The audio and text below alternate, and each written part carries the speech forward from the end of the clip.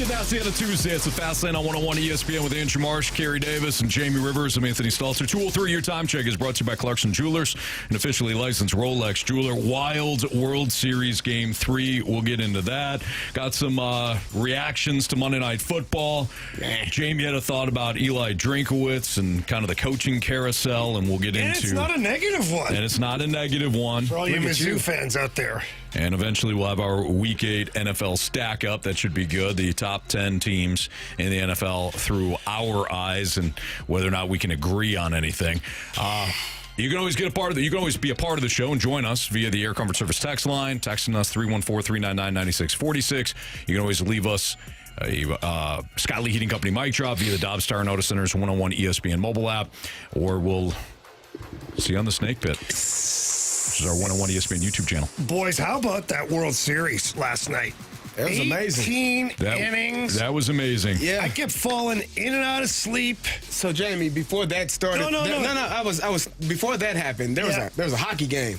Oh, let's do that. That was a couple of nights ago. They were in Detroit. Yeah, they were in Pittsburgh last night. I know because it's the Blue Jays were in LA. I heard Joey talking about Carson Street, and I was like, yeah, Carson Street was a great time over in there. I'm over in Pittsburgh. I think it was just random. Nah, it was Joey. He was talking about Carson Street and how many pucks hit the bars, and he mentioned the bars in Carson Street and brought back flood of memories. And then I thought, oh crap, I've been on Carson Street. It's a good time. It's a pretty good time. Maybe the Blues were there the night before. Maybe they should have been. Maybe they should have went after.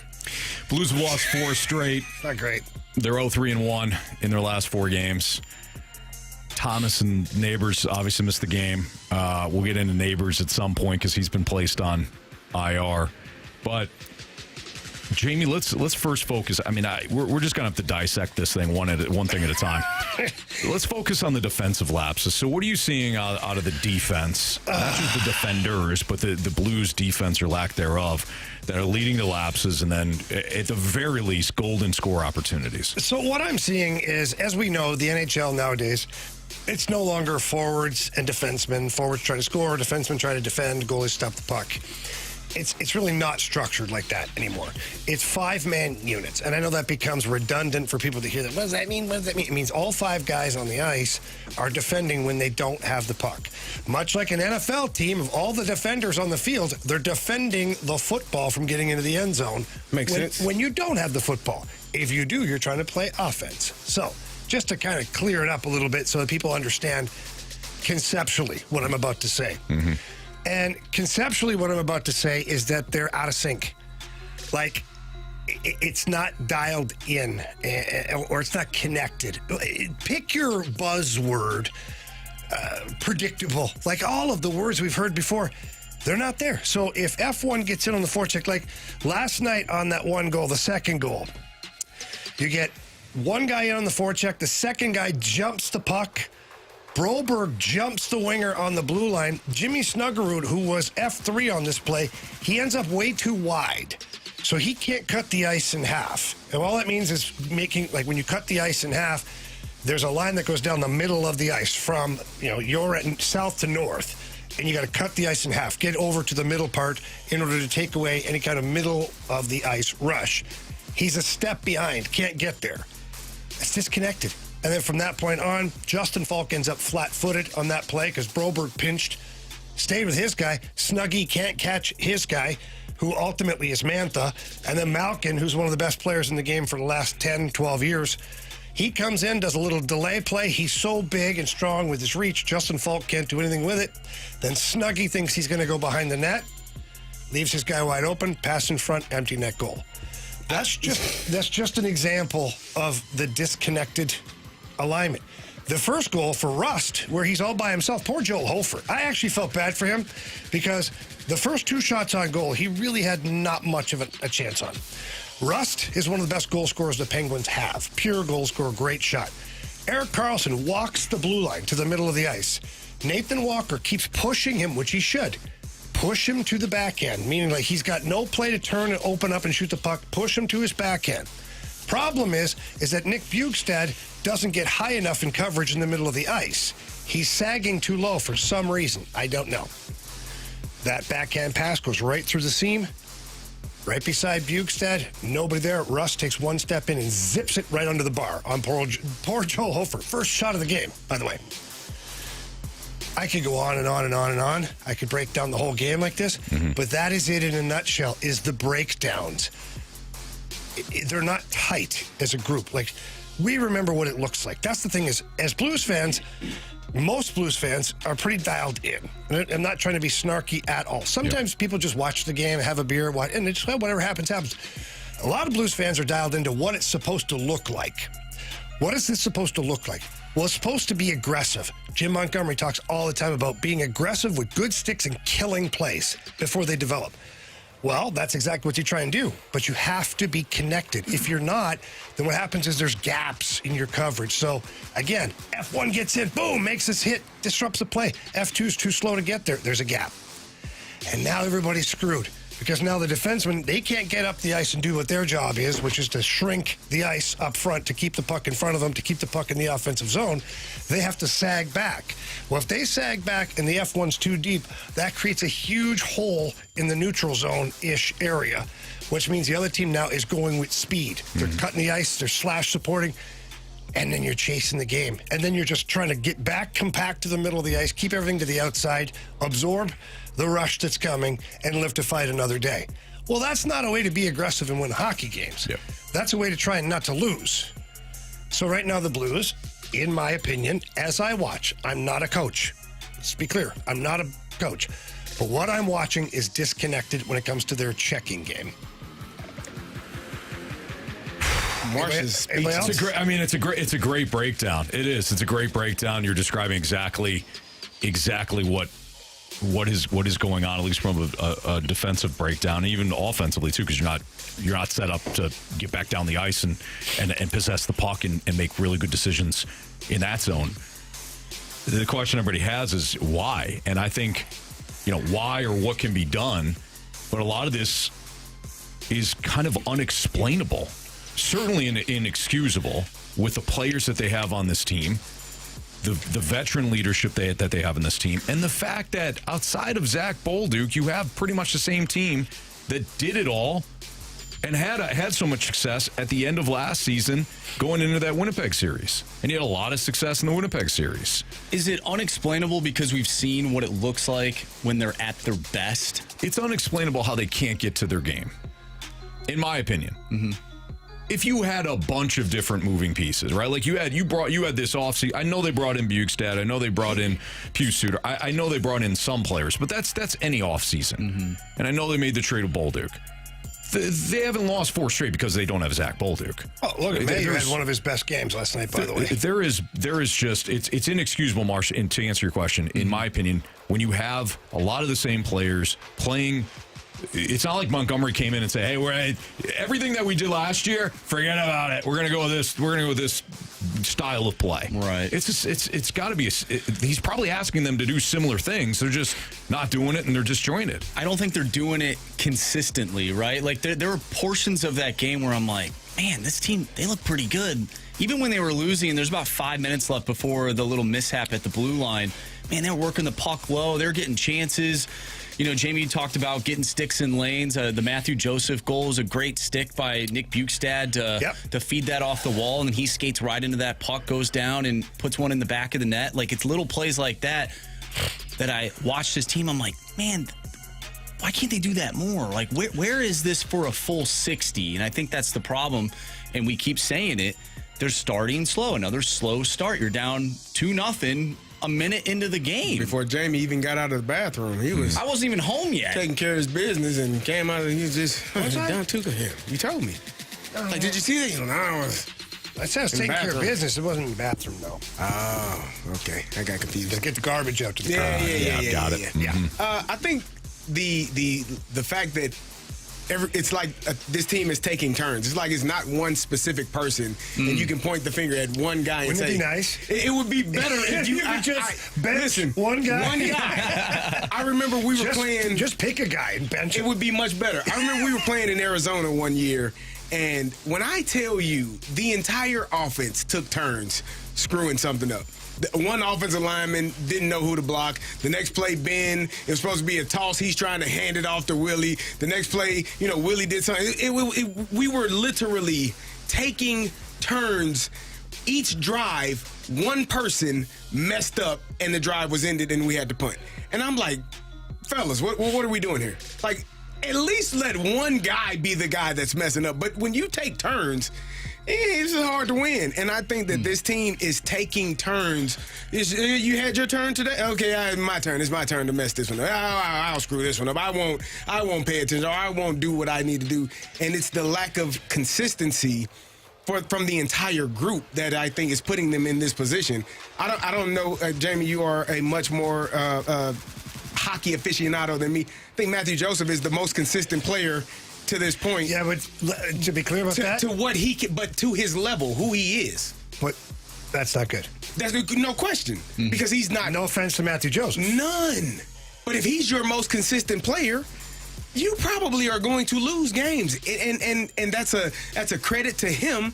But it's also a knock to everyone else that is being paid more, that is expected more of you to be more consistent and do your job at a higher level more times than not. And I think that that's the problem right now that you're seeing. So what you just said, is this like the reverse of like hitting is contagious when you get a bunch of batters up there and everybody just starts hitting? Even the guy that's batting like under 100 or whatever all of a sudden finds a hole. Right. Is this the opposite of that? It doesn't matter what sport it is? That's what I tried to say. That's what I tried to ask the other day is can mistakes permeate? Losing is contagious. Yeah, permeate through a locker room. One mistake leads to 2, leads to 3, leads to 4. Right. Because then you're consistently. So I don't know if football, if somebody loses coverage in football, somebody else has to jump up to try and cover that guy. That leaves another guy open. Like it creates.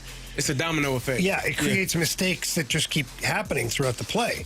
So yeah, all of what you guys are saying is factual. Now, the problem is, or the good thing is, depending on how you look at it, there are pockets or periods of time in these games where the Blues do look like they know what the hell they're doing, which actually gives me some solace. Because if it was just a straight crapshoot the whole game, I'd be like, wow, what? But then you have pockets, which then that leads to frustration, especially for the fan base, especially for the coaching staff, even the players, because you see it working really well for 5, 6, 7 minutes at a time, and then boom, the wheels fall off. It's in the back of your net. Now what? So we talk about that body language, that attitude, that pissy look to their face. Well, I don't blame them. Imagine if you're at home and you're building your little house of cards. You got a nice big old thing, and all of a sudden someone opens the door and like you're pissed, right? Then you do it again. You build another one. It's just beautiful, and then the dog runs through chasing the cat. Like, it gets to be frustrating where you're building something and it feels like you're building something, and then the wind blows it down to the ground, or the other team scores a goal. Yeah. But that's sports. That's life. That's kind of what happened at the end of that game. I thought the Blues had a good, solid ozone shift, down 1, and then a bouncing puck at the blue line ends up in the back of your net. Well, that's where you are right now. So the bouncing puck that you're talking about bounces over Colton Parayko's stick, he's making the right play to hold the blue line. The problem is that the guy breathing down his neck right there, his name is Sidney Crosby, who, by the way, got point number 1,700 last night. Never heard of him. So he's pretty good. And so Colton Parayko doesn't want Sidney Crosby to poke the puck away from him and go down on a breakaway. So he turns as quick as he can, tries to fire the puck into the zone. Unfortunately, he fires it right to Brandon Rust, who's a pretty talented player. And most times, players would take that puck, stick handle it, like get control of it, and then try to make a pass, which would have given Parayko a slight chance to get in the way of Crosby. Russ drops to a knee and one touches it tape to tape to Crosby, who's in full motion. Yeah. No chance. And then Hofer makes the save. And the puck bounces right back. Right. Flat. That's the quickest thing I've ever seen. Yeah, that was. He was so fast. I've never seen somebody. Like, that's where we're at, guys. Yeah. That was quick. We can talk about the mistakes that are ending up in chances for other teams, and they are. But the chances are ending up into perfect bounces for other teams, too. It's a Fast Lane on 101 ESPN. Blues versus Red Wings pregame tonight at 6 o'clock right here on 101 ESPN. We'll have the puck drop on the Blues Radio Network at 7:15. Blue Jays manager fast-laned up, or fast-laned the team over, according to Jamie Rivers. We'll get into the epic 18-inning game last night in Game 3 of the World Series next on 101 ESPN.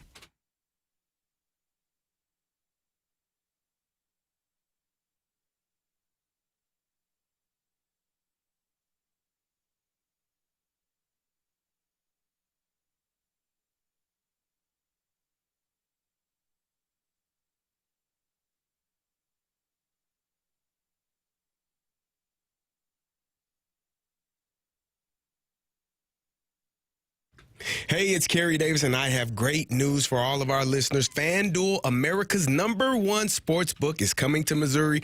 On December 1st, you'll finally be able to bet on all your favorite teams in all of your favorite sports. With FanDuel, there are tons of ways to get in on the action. You can bet on everything from the money line to the overs and unders to which team will win it all, and that might be the Los Angeles Dodgers. Plus, with live betting, you can even pick which player scores the touchdown or the next touchdown and the one after that.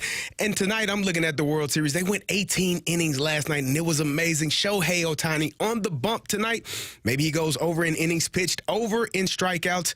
The way these two teams are playing, maybe you want to go over in runs scored. However you want to play, you can. See for yourself why FanDuel is America's #1 sportsbook. Visit FanDuel.com/Missouri to download the app. FanDuel, play your game. Must be 21 plus and present in Missouri. Gambling problem? Call 1-800-GAMBLER.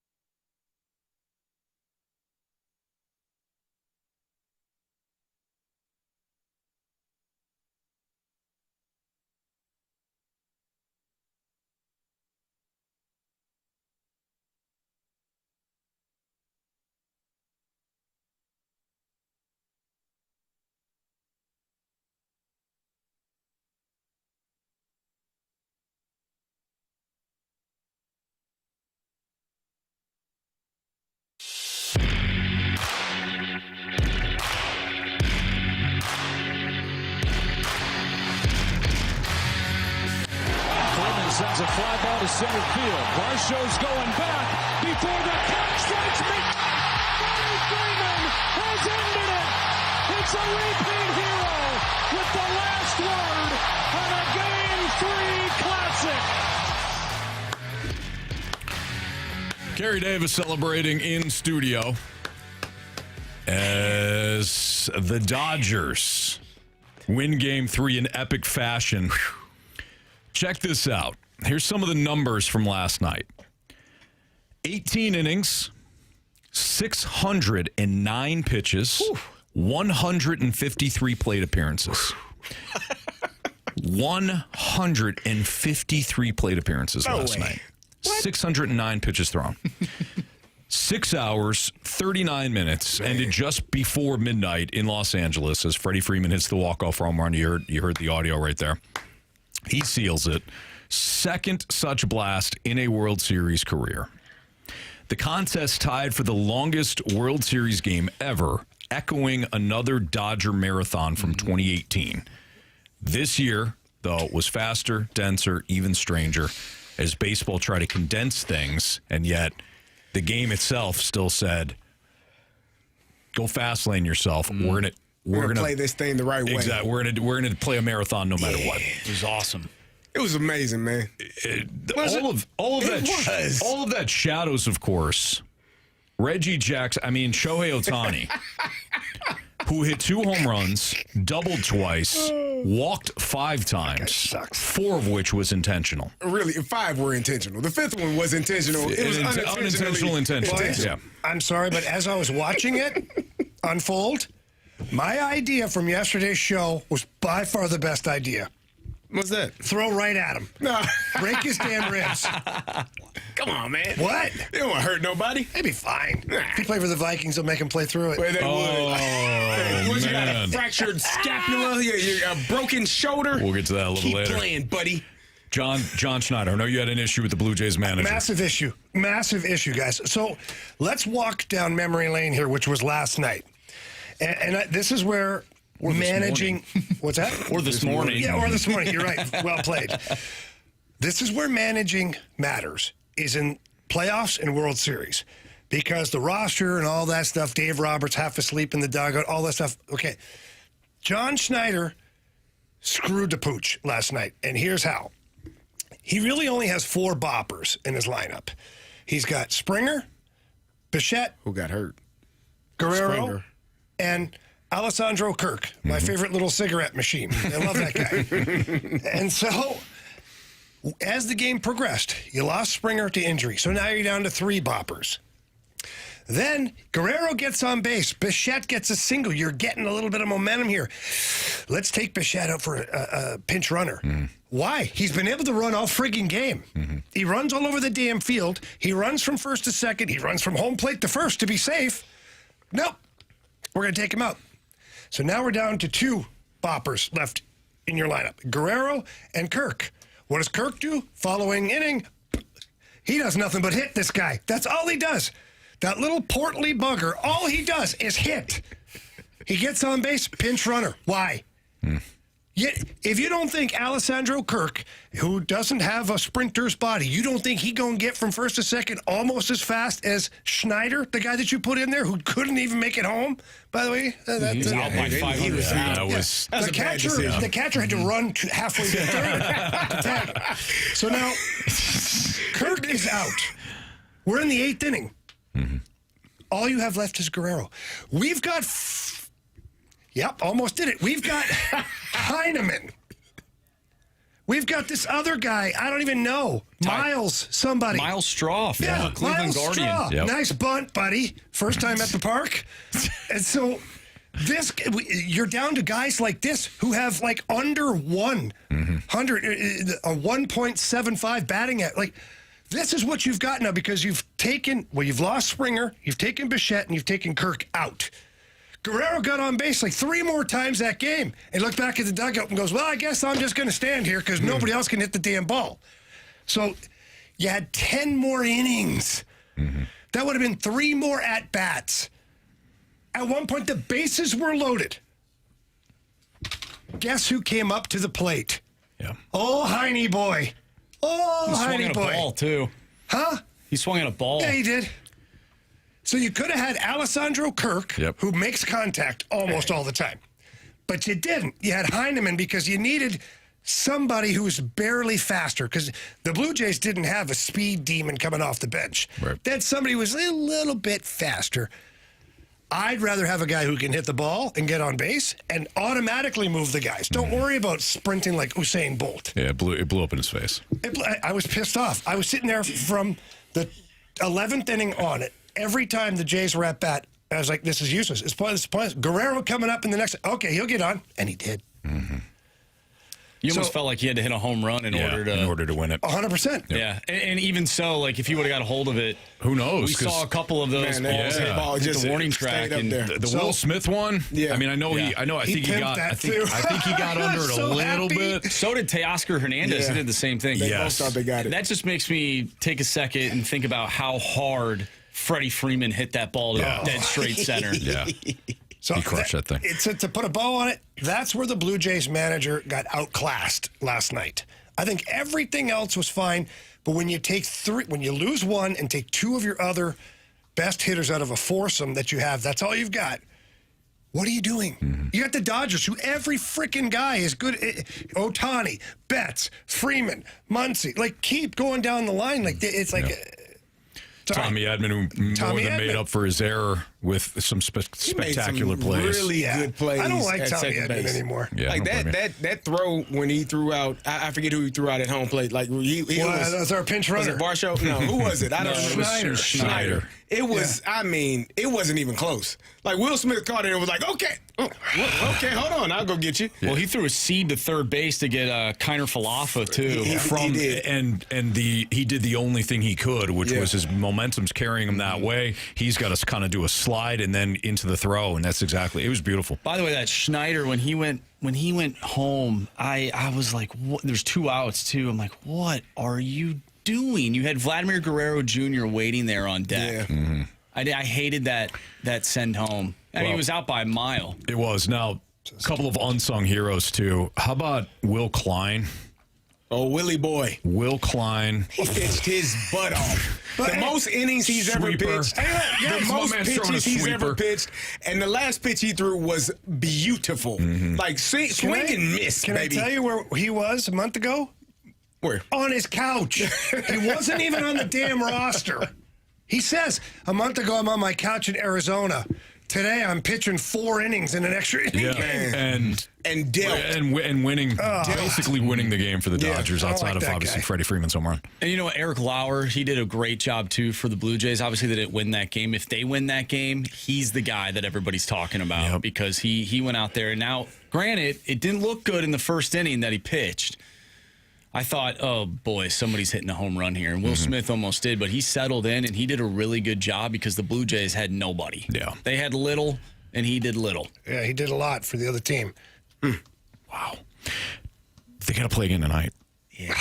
They got to play a game 4 tonight, Bieber versus Ohtani. I felt like the Blue Jays needed that. I don't see them winning, man. Now with Ohtani on the bump tonight, I just don't like it. They had to win last night. He probably won't. He's a machine. He said, I can't wait to go to bed. I got to get ready for tomorrow. Well, he definitely won't be swinging. He won't be swinging the bat tonight. That's for sure. No, he won't. They're like, to hell with it. Go ahead, try to steal. We can't give up. We can't give up home runs. No, I mean, you're up by 1. You throw him a meatball right down the heart of the plate. Yeah, that was an interesting pitch call, by the way. What are we doing? Hey, by the way, throw a fastball right in the middle of the plate. Let's see if he's awake. Wide awake. Maybe he's nervous. Let's throw him one. Get him off kilter a little bit. As he was rounding first base a second, he was still picking up the saliva that he was drooling. Yeah. I felt like if the Blue Jays would have won that game, they'd be in good shape because we know the Dodgers and the firepower that they have. But now that they lost that game, it's such an emotional game. The way they lost it, I just don't see them winning the World Series.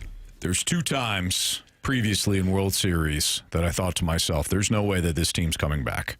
One was in the 2011 World Series when David Freese hit the home run. I said, there's no way Texas is winning tomorrow night. And they even got up 2-0, I think, in that first inning, right? And eventually lost. The other time was when Dusty Baker in 2002 went to get Russ Ortiz in a game that he was pitching well. He went to Felix Rodriguez, a reliever. Angels came back, Troy Gloss. They came back, the rally monkey thing, and I thought to myself, there's no way the Giants are going to win Game 7 the way that they blew this. And I feel that way now. There's no way that the Dodgers are going to lose this thing. And the Blue Jays have been toe-to-toe competitive with them. I think last night was the last, like, had the Blue Jays won, they'd have, like, some more juice. Yeah. For sure. You send it back to Toronto, bare minimum. But last night, I think the juice left the building. It's a heartbreak, after that man. home run. At least Kirk and Bichette and some of these other guys are going to be ready to go. Well, until the fourth inning when they send in pinch runners. That's true, too. It's Fastlane on 101 ESPN. We'll get into last night's Monday Night Football game, just a couple of takeaways, but we also have to punish somebody in this room for the pick'em. Also update you on the standings. We got a losing streak going on. That's next on 101 ESPN.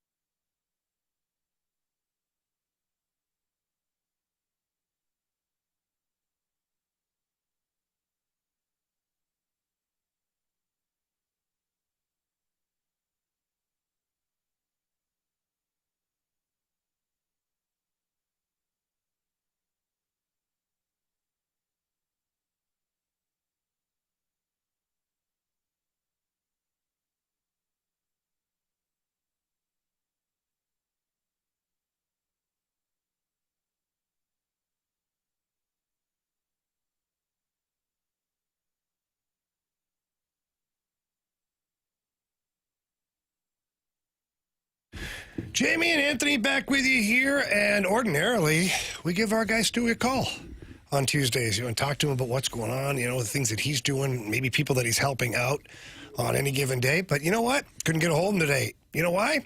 It's helping out customers. He's busy. He's busy helping out one of our listeners right now. We know it. And he's always available for you guys. And I went through the process of purchasing a home, and Stewie was amazing. Him and his staff held my hand the entire way, and the process was the easiest I've ever been through. And I know, Anthony, you had talked to him about some refinancing. Mm-hmm. Yep, yeah.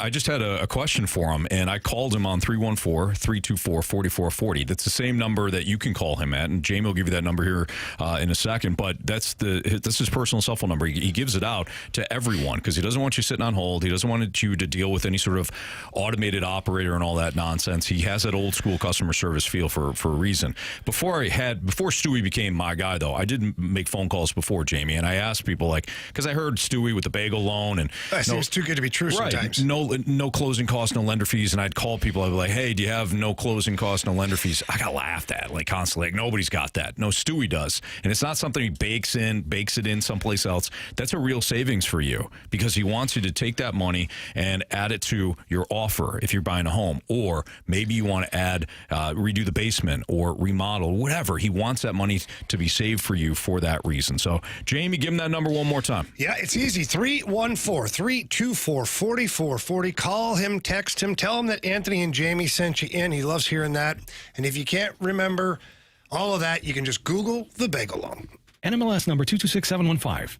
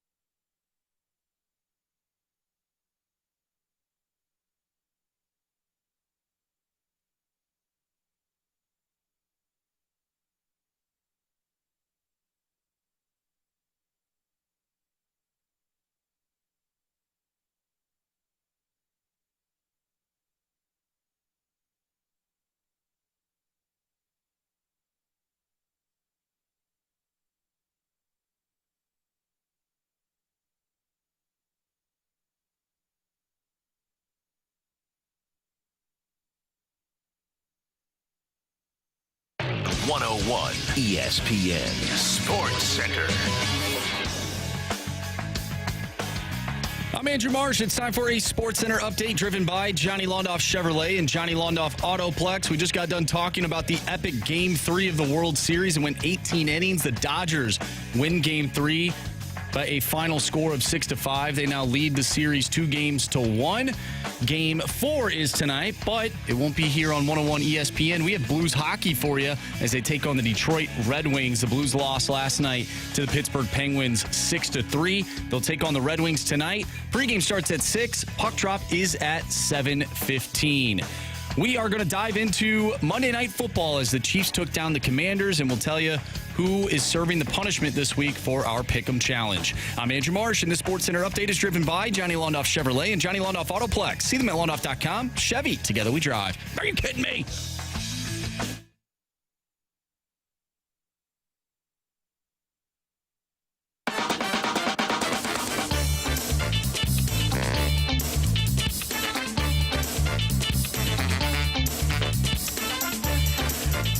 As expected, the Chiefs got it done last night on Monday Night Football. They win 28-7. I thought the game was a lot more competitive than the final score would indicate. I actually thought that Washington, despite their injuries, they certainly hung with the Chiefs in the first half. It was 7-7 at halftime. But once Marcus Mariota started to get pressured more, they had to get away from the running game, and it wasn't going to work out for Washington. So the Chiefs win 28-7.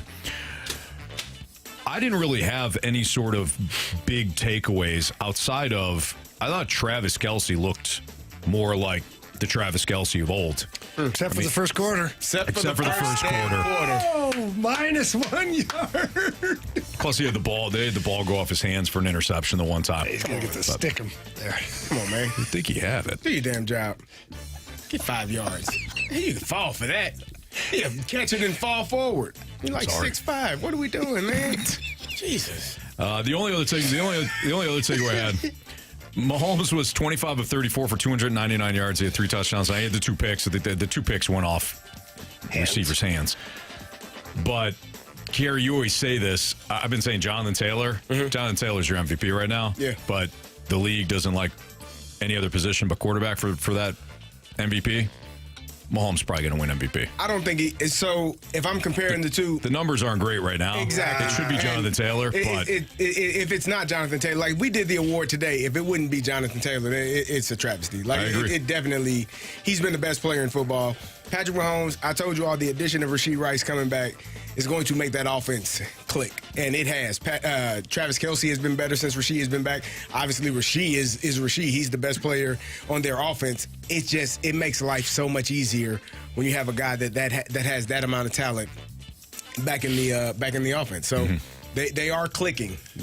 They have played a couple of terrible teams. They played the Raiders, who had 3 first downs, man, last week. That's a Kirk Cousins effort. 3 first downs.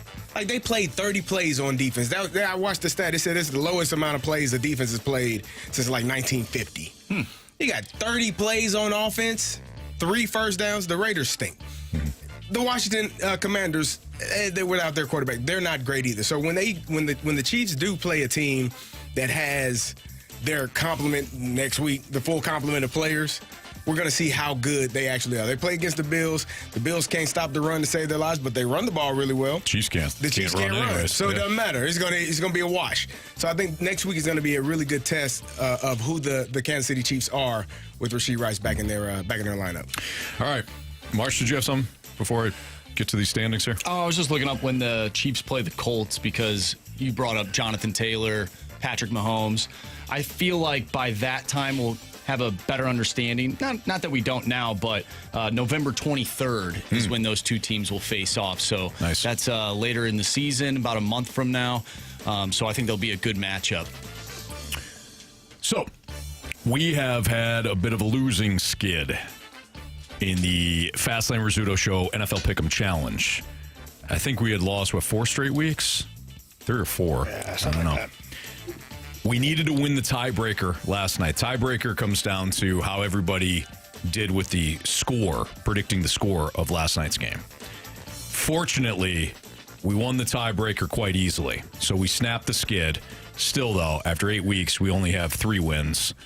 Obviously, they got 5. So we're still down 5-3. But at least, boys, we picked up a win. Yeah, right, feels good to win again. Chip away, that's what they say. Fire up chips. Andrew Marsh and Brandon Kiley led us this week with 10 points apiece. I had 9. Jamie had 9. Which means Carey Davis, who has not been shot yet by the airsoft gun, will face the airsoft gun right now. He had 7 points for the week. It was a week low, not only for the Fast Lane, but also the Rizzuto show. Yeah, everybody. Yeah. But again, only one today. And since Andrew Marsh had 10 points, he can do the honors and punish Carey Davis right now. Great. So if you want to tune into the YouTube channel, 101 ESPN YouTube channel. This is for what will come later in the show. This is sort of my retribution. It has not happened yet, but I know it will soon. So this is for that. And when we get to that point, you'll know exactly what I'm talking about. I know what it is. Yeah, I know what he's talking about. All right, so again, if you want to check out the 101 ESPN YouTube channel, we got the Airlines team studio cams going on right now. And it's just one, correct? That's it. Just one. I want to make sure we get that big old booty in there. There we go, Carey. Carey's rocking the sweatpants. All right, Carey. Now, do you want the left cheek or the right cheek? Why don't you kick a field goal right down the middle? That's a great idea in honor of the Steelers. A good field goal. Oh, man. All right. Here we go. 3, 2, 1. Oh. That looked like right cheek. No. It was left. It was right where the cheek and the leg meet. All right. Well, Carey, as we tell everybody, that hurt us more than it hurt you. Yeah. Before we get to break here, your most regrettable decision. You got to state who you are, remember? Yes. You got to state who you are. Oh, I'm sorry. Anthony Stalter, 101 ESPN's The Fastlane. Carey, rough week overall. Your most regrettable pick. Well, I got a few, but I'll go with the Bears over the Baltimore Ravens. Once I learned that Lamar Jackson would be out, I was like, this offense can't do much. The Bears were on a 4-game winning streak. I thought maybe, just maybe, the Bears would find a way to win that game. Then I realized late in that game that they don't even know how to run a 2-minute offense, and clearly there's no way in hell they can win. So, yeah, that would be the one. Okay. That's a tough one. Yeah. All right, fair. Any other questions for Carey Davis before he signs off? No, sir. Did you learn your lesson? Yeah. Okay. Yeah. Always better to get shot during a team win, though. Yeah. Sure. It hurts less. Nah, not really. All right, it's Fastlane on 101 ESPN. We've got the coaching carousel spinning right now in college football. Eli Drinkwitz's name continues to get bantied about for the job openings, but Jamie's got a different take on this, one that Mizzou fans will actually appreciate. We'll see. And not want Jamie dead. That's next on 101 ESPN.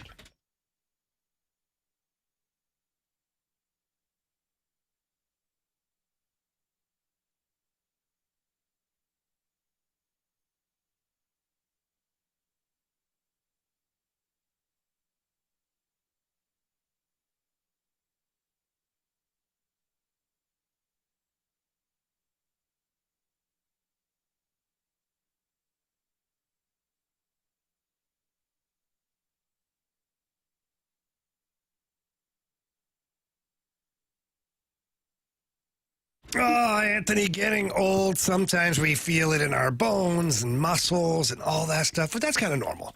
However, low testosterone is also normal, and that really stings because it affects your mood. It can affect your depression, certainly your behavior at work, at home, in the bedroom, in the gym, all over the place. But you don't have to worry about it because we have Mentality. Mentality has 2 locations where they take care of you. Board-certified physicians talk to you, do a full blood panel, and then whatever it is that you're deficient in, they can tell you. So if it's low testosterone, they got you covered.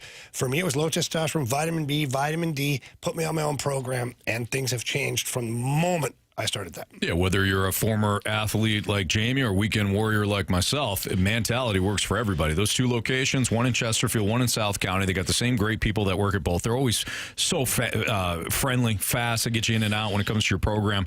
But Jamie and I are going to challenge you. Stop, dreading going into work or the gym or going home at night because maybe you're dealing with some depression or you're down right now. Now's a great time to do it with the weather the way it is. Go down, see them at Mentality. They'll check your vitamins levels. They'll make sure that you're not deficient in something else outside of just the low testosterone. But if you got low energy, you're tired all the time, you're gaining weight, you're snapping at people, just challenge yourself to get down to Mentality. Tell them Jamie and Anthony sent you in there. You can also visit them at mentalityhealth.com/radio to book your appointment. But it's time, man. Be the person that you want to be at home, at work. Be at the top of your game with Mentality.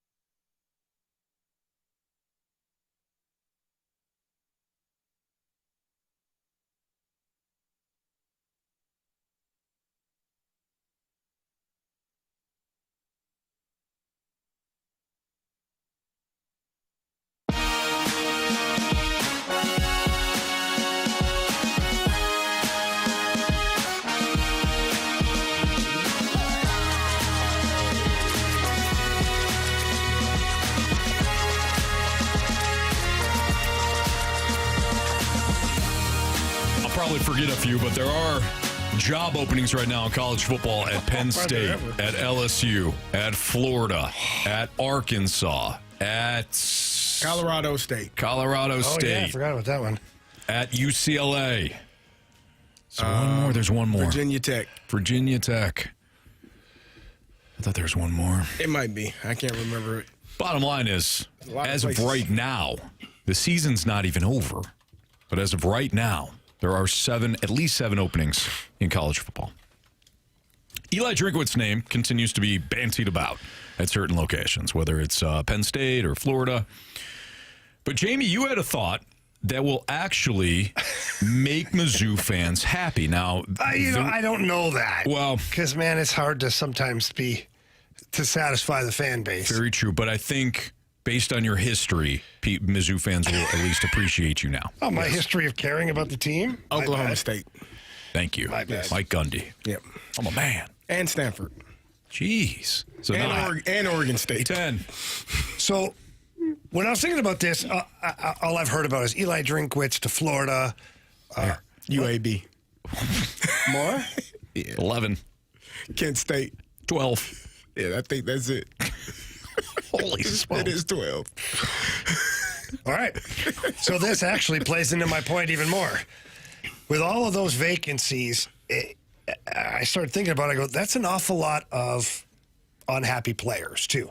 Because the players, they commit to the program, they commit to the coach. And then when things like this happen, it can become tough for the players because new coach comes in. Maybe you're not his guy, or maybe you don't want to be on the same team as this guy as the coach.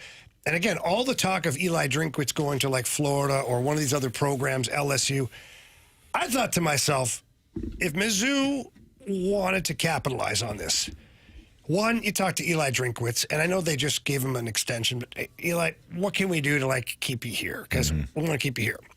And then if I'm Eli Drinkwitz, my pivot, instead of going to Florida, LSU, and all these other places is, yeah, you're going to give me the good contract that I want, nice fluffy deal. But now we're going to go steal all the players. We're going to show that the Mizzou program has stability. Eli Drinkwitz has been here now for a number of years. This is the program. The program has been successful. A lot of positive vibes around the program. You know, your version of successful, I mean, you can define that for yourself. When people talk about Mizzou football, it's usually in a positive light. It's a good program. It's a healthy program. All of these players, these SEC players that want to stay in the SEC, mind you, but they want stability. Like the Florida Gators aren't exactly a pillar of stability here in recent years. LSU under Brian Kelly, that was a disaster. So you might be able to scoop in there and get 3, 4, 5, 6 players. Mm-hmm. And that's just 2 programs. There's 12 openings. So that means there's 12 teams of players that right now are in limbo. They don't really know. In fairness, you might not want some of them players from. Carey, can you just for the I don't know. I mean, Florida and LSU. Oh, no. I'm talking about some Kent of the State. No, Florida. That's what I was for thinking. the purpose Kent of State. I apologize. I'm sorry. I jumped in. I should have shut up. Carey, I get My it. bad. Kent State, Oregon Continue, State, sir. Oklahoma State. No. LSU and Florida. Yes. Go ahead, Jamie. Finish. Scratch them Finish your off point. then. Okay. So across these two here are dead. My point is Eli can do something cool here because the program has had stability. Mizzou has really good resources when it comes to NIL money. You swoop in, you talk to some of the kids in Florida, they enter the transfer portal, they end up at Mizzou, you talk to LSU kids, and whatever other program, maybe even Penn State kids, who the hell friggin' knows right now, and you put together a team that now your selling point is easy. We were close before to being a playoff team. With you guys, we're a national championship contender. Boom. What kid doesn't want to hear that? Plus, we're going to give you a bunch of NIL money. Plus, I'm going to be here for the rest of your time in college football. If you're signing up for Eli Drinkwitz, you're getting him for the next 3, 4, 5 years, whatever it is. I think it's a perfect opportunity for Mizzou or any other school that has a stable program, but I would like to have Mizzou capitalize on this because of the SEC, because of the NIL money, and all that stuff. I think it's a great opportunity for them to swoop in and do something like this. Well, yes, and technically, what you're saying is true. That you technically can't talk to them unless they're in the transfer. No, but I got a friend who has his number. There you go. Mm-hmm. Okay, as long as you got a way around it, then it's fine.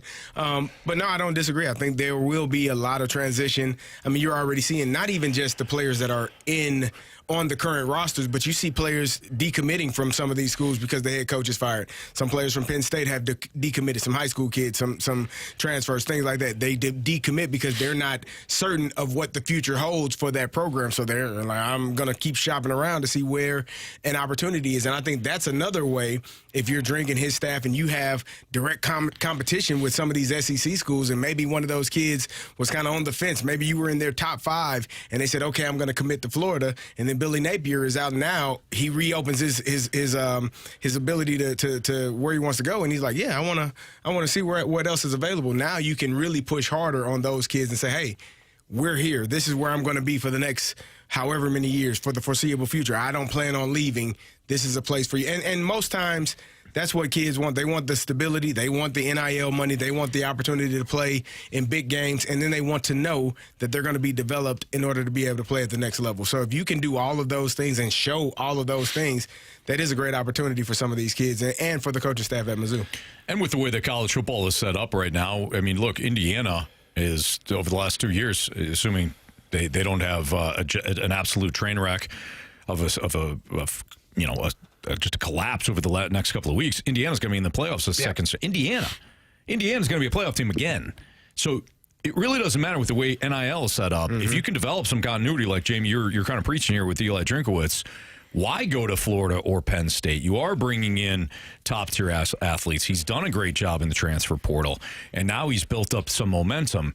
I understand that Florida and Penn State have been bigger programs traditionally, but I don't think it's not like it was 5 years ago, 6 years ago, where you have to go to a big program if you want to, have an opportunity to win a national championship. You could be in the dance. Well, here's my point, though. If I'm Eli Drinkwitz and I'm able to talk to these kids, they've entered the transfer portal. Okay, let's just bypass my buddy has your number crap. Okay. Sure. I tell these kids, I wanted to play for Florida, Penn State. Where are they right now? Mm-hmm. They're not anywhere in the top 25. And that's, by the way, the team that you signed up for that you thought was going to be a powerhouse. That's why you went there. I went to Florida because I thought we were going to be a national contender. I went to Penn State because we were right there. Where are you now? Yeah. Obviously, that decision wasn't accurate. I won't say a bad one. It just wasn't accurate. Where's Mizzou right now? Where are they at the end of the year? I don't know. Hopefully somewhere in the top 25 because it helps the bargaining chip a little bit better. Yeah. And you say, look at Mizzou's, and little old Mizzou doesn't have the players that you had at Penn State. Little old Mizzou doesn't have the Florida Gators program. But look where we are compared to those teams. Mm-hmm. Now imagine if we add you and your buddy and those two guys from LSU. Where would we be then? Right. And I think that it gets kids, young athletes want to hear positive stuff. Mm-hmm. And I'm not saying to feed them a load of BS, because what I'm saying is true. If you can pave the road from A to B where it makes sense, those young athletes get excited, get motivated. They have no problem making the switch or even dragging their buddies with them. Yeah. That's Jamie Rivers, Carey Davis, Andrew Marsh, Anthony Stalter. Speaking of Carey, he wants to rub his Dodger fandom in our faces. Next on 101 ESPN.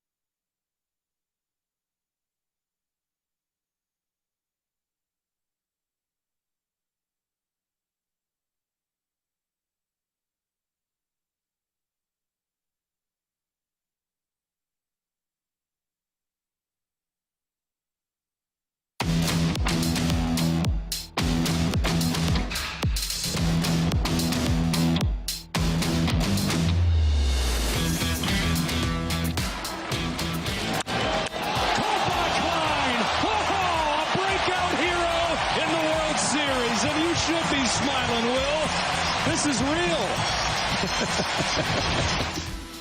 3:05, your time check is brought to you by Clarkson Jewelers, an officially licensed Rolex jeweler. Carey, in the wake of the Dodgers winning in 18 innings last night, and we did talk about the game. Jamie went on a kind of an epic rant earlier about how John Schneider, the manager for the Blue Jays, really fast-laned that game up last night. But, Carey, you wanted to ask us a question. Yeah, Seems rhetorical, but go ahead and When I was looking at this, I was looking at this game, man, and I was looking at some of the things that are taking place, and it says, are the guys, you guys, not me guys, are the guys really ready to give credit to the Dodgers outside of the money that they spend? Are you ready to do that? If not, why not? Because I watched that game, and obviously, man, Shohei Ohtani, you get on base 9 times in one game. I mean, who the hell does that, right? It's 2 home runs, 2 they doubles. walked him on purpose. That doesn't count. Yeah, it does, because they didn't want to throw it to him because he's going to hit it out of the park or hit it in the gap. But who the hell is Will Klein, right? Right? Who is Will Clark Klein? is one of my favorite players of all time. He was a sweet swinging Kevin left-handed Klein, batter. underrated actor too. Calvin Klein. Great underwear. We know that. Yeah. Nope. I'm talking. You see, you don't even know Will until last night, and he just dealt. He just showed up. Jamie said he was on his couch a month ago. You know who else could have hired him? Who else could have signed him? Anybody? Nope. Nobody wanted to sign him. This is what the Dodgers do. They spend money the right way. They spend money on players that make their team better. And yes, you have your contracts of the Blake Snells and the Shohei Ohtanis and all of those guys, right? But I was doing some numbers. Well, before I get into that, Tommy Edman, you heard of him? He's a hell of a player, ain't he? That guy's a traitor. Man, that man, he got traded. Yeah. He's not a trader. He got traded because, I don't know, this organization wanted Eric Fetty. Huh? That one might be worse than the Rosarena. Yeah. Thank you. Hey. You know what, Tommy? You're banged up. We'll get you the hell out of here. We'll do you a solid. We'll trade you to the Dodgers and let you win a couple of championships. And we'll get Eric Fetty, who is no longer on the roster, and nobody wants him. Hey, that guy was in the NLCS. What are you talking about? He was right there. Fetty Wap. I watched him. He was on TBS. I saw his face. Did he play? No. He was watching? I don't even like think he you had and a I? jersey on for that one. There you go. Bullpen, Anthony, looked pretty damn good to me. One of the concerns my man A-Train over there talked about was the bullpen stinks for the Dodgers. I don't know. You go 18 innings. I mean, Yamamoto, here's the thing. He probably could pitch 18 innings if you asked him to, because you guess what he was doing last night? Warming up to get in the damn game. He just pitched a complete game a couple days ago. So aren't the guys... Yeah, he was. He was getting warmed up, too. Are the guys here ready to give credit to the Los Angeles Dodgers outside of the money? Before you answer, I did some numbers. We're not allowed to answer anything. No, we're not. Yeah. I did some numbers. So I pulled up I pulled up 8 players for the 24 roster for your St. Louis Cardinals and the 25 roster. Now, these are 8 players, just 8 players off of the rosters. Do with this what you will. I left off Glasnow, Shohei Ohtani, and Mookie Betts. So those 3 guys, forget about it. They cost too much money. That's quite a bit that you've left off the roster, But Carey. I'm going to give you some names, and you tell me. So here's the money for the 24 Cardinals. Goldie, $26 million. Arenado, $24 million. Michaelis, $17 million. Gibson, $12 million. Matz, $12.5 million. Sonny Gray, he only made $10 million in 24. You had a good deal. Contreras, $18 million. Lance Lynn, $10 million. That came out to $129 million for those 8 players. Okay? Give you 8 players for the Dodgers. In what year? This year. Well, that doesn't count. We gotta go back a couple of years. $20 million. Freeman, $22 million. Hernandez, Teoscar that is, $14 million. Tanner Scott, $12 million. Tommy Edman, there's that name again, $12 million. Will Smith, $12 million. Blake Trinan, $13 million. Max Muncy, $10 million. Came out to $115. Now let me ask you this. Any of those guys on the second list that I gave you, would you take them over any of the guys on the first list? Yes. Okay then. So are the fellas, and I love you guys, And I love our listeners because they are great people, great men and upstanding women. They are all out, just great people. Vote Davis. Are you all ready to give this damn Dodgers team? I'm sorry, because you don't point the finger. Are you guys in this studio ready to give the damn Dodgers their credit? Well, they spent all this money. I just gave you 8 names. All 8 of them, you would probably take over all 8 of the 20. Don't worry about that. Don't let the facts get in the way of a good story. We've talked about that.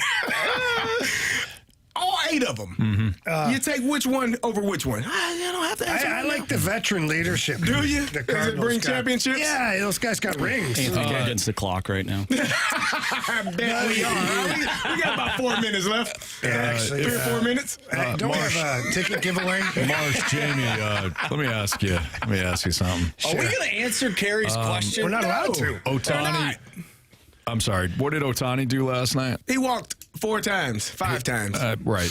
Also hit 2 home runs and Hernandez hit a twice. home run as well. Yeah. Freeman hit a home run. Tommy Edman, I mean, that guy was balling last night. Will Smith played 3 of his really guys he left off the list. Oscar Hernandez base salary Edmund made an error last night that led to a home run. $10 million. Yamamoto, we saw what he did a couple nights What ago. did Freddie Freeman do? Hit a home run. Hit the walk Hit off. the walk-off. $27 million base salary. Tyler Glass, he start strong? What year are we looking at? $30 million base salary. What year are we looking at? Shohei Ohtani. I didn't say Glass now. I left Glass. No, you didn't. You said $70 million I left base Glass salary. now off. Why?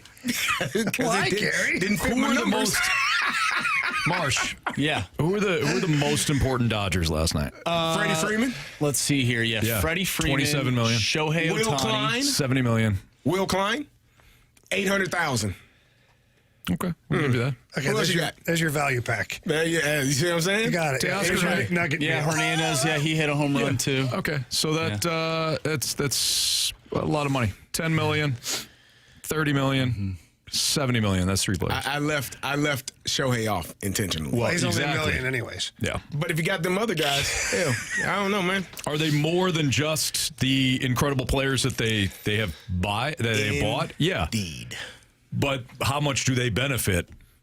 The players that you mentioned, how much do they benefit from having Shohei in the lineup and Freddie Freeman in the lineup and Well, what about the Teoscar pitchers? Hernandez? What about the pitchers? How much do they benefit? Yamamoto? Carey, they were playing $10 a million. minor league team last night because Glass Schneider now, decided to take $30 everybody million. out. Oh, we got all the excuses. It's all good, man. Okay. They were I guess facing that's off a- agative Miles I Straw. guess that's Just a, enjoy I guess that's a negative That's a no. on the That's a no give for them me. credit. So no for you, dog? Yeah. All right. No problem, man. All right. I will give them credit for the way the bullpen pitched last night. They did a good job.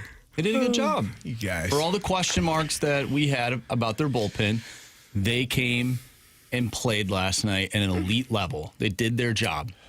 And they won their game. Mm-hmm. Good for them. And the Blue Jays threw a pitch right down the middle to Shohei Ohtani. To have it tied, yeah. Yeah. Lack of execution there. That's not Shohei's fault. All right. Blues Q's. Blues Q's is next. 314-399-9646. The Air Comfort Service text line. Got any blues-related questions? What questions could you possibly have? Send those in. We'll do them next on 101 ESPN.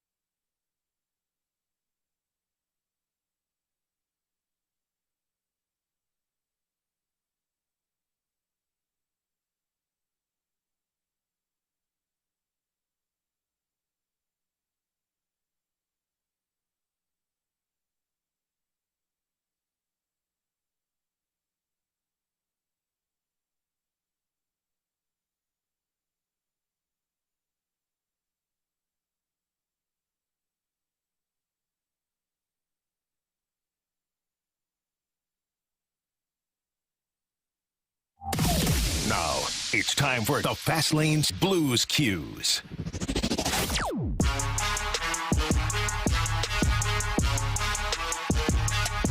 All right, time for the Blues Cues here in the Fast Lane on 101 ESPN. Air Comfort Service text line is 314-399-9646. If you have any Blues-related questions, feel free to send it into the Air Comfort Service text line. We'll answer them now. Jamie gets bothered by the amount of room I have. Well, Carey, you spread from one end of the damn studio desk. I mean, I've got to I can't even exhale because your stuff is in my way. Hold your damn breath, Jamie. How many computers do you need in one day? He uses them all. He's got a lunchbox over there. I take notes. I got a lunchbox. I got food. He is spread over I got a about stapler. 10 feet. I don't know why that's here. 10 feet of counter space. Here, put this in Jamie's space, There you go. actually. Here. I'm going to take that. Put your hand out for a second. Staple that thing. All right, man. Marsh. Work Propane environment. tank is the border here. Here you go. There you go. Oh, just thanks. My apologies. Hey, you don't care. You didn't move anything. I did. Someone who cared would make an effort. You children done? I was just about to say, are you children ready? Are you ready? He's not encroaching on your territory. No. I'm going to start moving my you stuff that way then. You wouldn't do that to me. Why? Carey and I are brothers. I'm going to measure Carey's stuff again. It was like 12 feet wide. I'm going to go 12 feet wide with my things and see how you like it. You can measure anything you want of Carey's, but let's just answer these Blues questions, okay? Trying to avoid. Official measurement. From the 573, Jamie, I want to know if you think the Blues got outplayed after they went down 2-0. I didn't think they were that bad. I don't think they were outplayed. The problem is they got down 2-0 in the first minute of play. That hurts. First minute. Like I was in the gym. I was finishing up a workout. I turned the game on. I checked that. It's like, oh my God, they scored already. Yeah. Oh goodness, they scored again. What in the hell is going on? And the Blues battled back to tie it up later on that period. But can you imagine if they hadn't given up those 2 goals? Oh, they were up 2-0. We were saying that maybe if they had Zach Bolduc, they'd be up 3-0. Well, we saw what happens. Don't get up 4-0. That's true. Don't do that. That one works against you. Yeah. They've tried everything. Being down 2, being up 4. Nothing's working right now. Yeah, Carey? No, I'm Maybe, confused. you know what? Maybe Rushy we'll get giving out the mouth. Nah, I'm good. maybe we'll get a 0-0 game and we'll win in overtime tonight. That sounds exciting. Jamie doesn't. No, he's gonna go 1.5 over in the first period. Oh, yeah, that won't It's work. working out well for you. That won't work I for wonder Jamie. why. What? In fairness to Jamie, we can all pick that. It's available.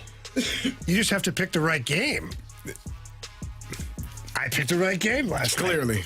Carey is in first place. If he wanted to, he could snag that pick Carey and I from are Jamie. tied now. But I was in first place. We're all tied. Oh, well, almost. Wow. Well, Hey, I got a win last night, and Kyrie scored. It's a good He night. did. That was a good night for you. Mojo scored too. Who did? Mojo. I know. It's a nice goal, too. Yeah, well, got to one-up me, huh, Carey? All right. Sorry. moving on. From the 314, does it feel like Joel Hofer is losing his confidence? Yes. Yeah. Wouldn't you? Actually, I shouldn't say that because I don't know. And that's unfair. But it looks like he is, though. But we don't know, right? So Right. what we do know is that he's going through it right now. And what I saw last night isn't exactly indicative of a guy without confidence. When a team gets a point-blank shot, their best goal scorer, and then the next guy gets a puck all by himself in the crease with no goalie, with a guy on him that's not really covering him, that's tough for any goalie to make that save. Whether it's Hellebuck, Vasilevsky, Binnington, I mean, pick your pony.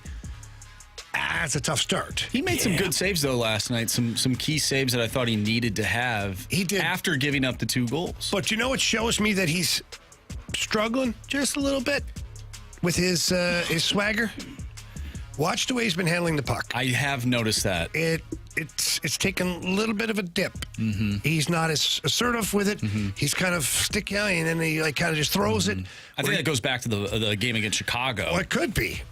And let's not forget that Joel Hofer's still a young goaltender in the NHL. Is he going to be a number 1 goalie one day? Yes, he will be. Right now, it's a tough start for him. And unfortunately, the opportunities that the Blues are giving up are really good opportunities to where they need huge saves, not just a standard routine save that a goalie gets to make a couple. We used to call it fluffing the pillows early in the game. Just a little shot from a distance, go like, little save, feel the Warm puck a up little bit. Yeah. No, you're going to be all by yourself with Rust. He's going to go top cheese, bar down.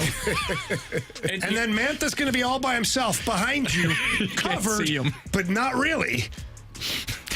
Snuggered was there. Poor Snuggy. By the way, for all the kids out there, when you're warming up before a game, try not to go bar down every time. Warm up your goalie. Shoot the puck at him. It's good Don't advice. go bar down every time. I used to make kids do push-ups in warm-up. If I saw a kid come in and go like bar down or high glove or hit the goalie in the head, push-ups. Goalie's got to feel the puck. Right. Like, do you want to... The warm-up is more for the goalie.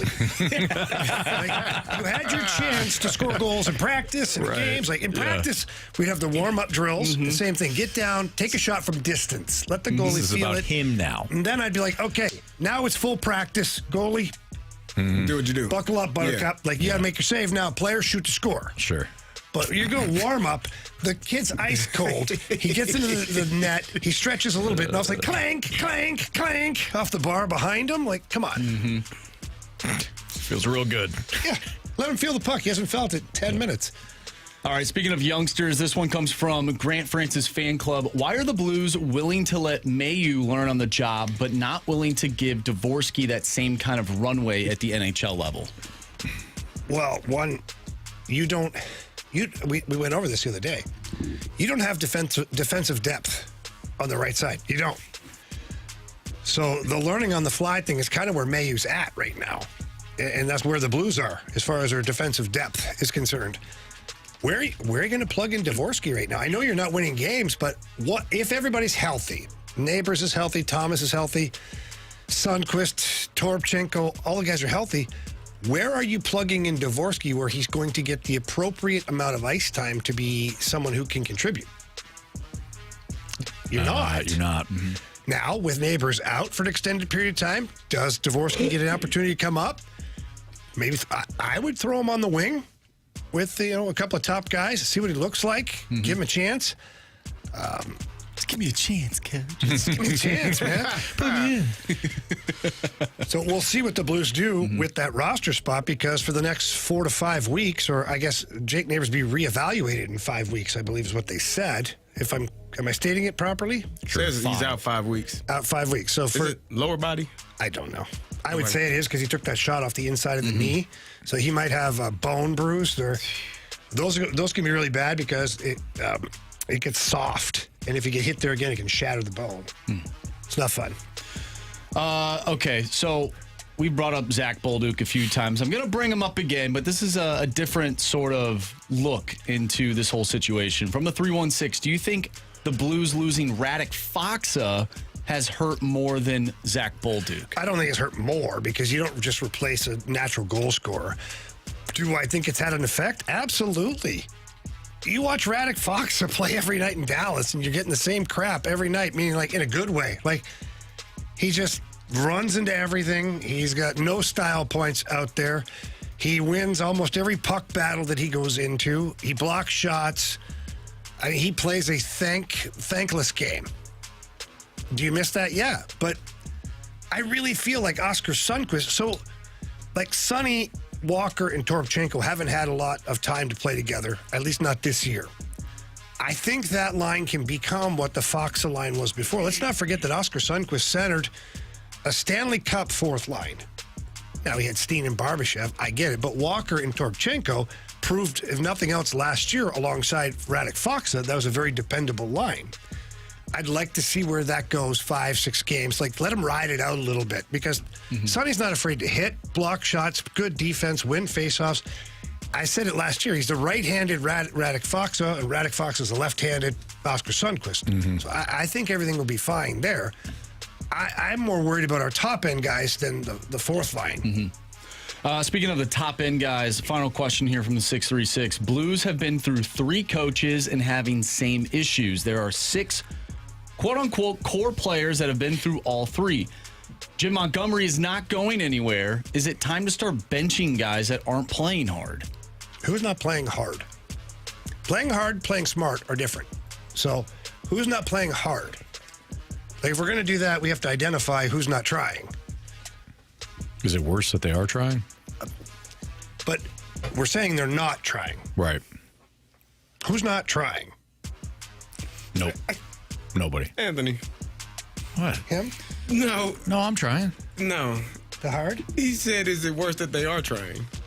Yeah, I heard him. I heard him. I'm just saying the results haven't been there, so...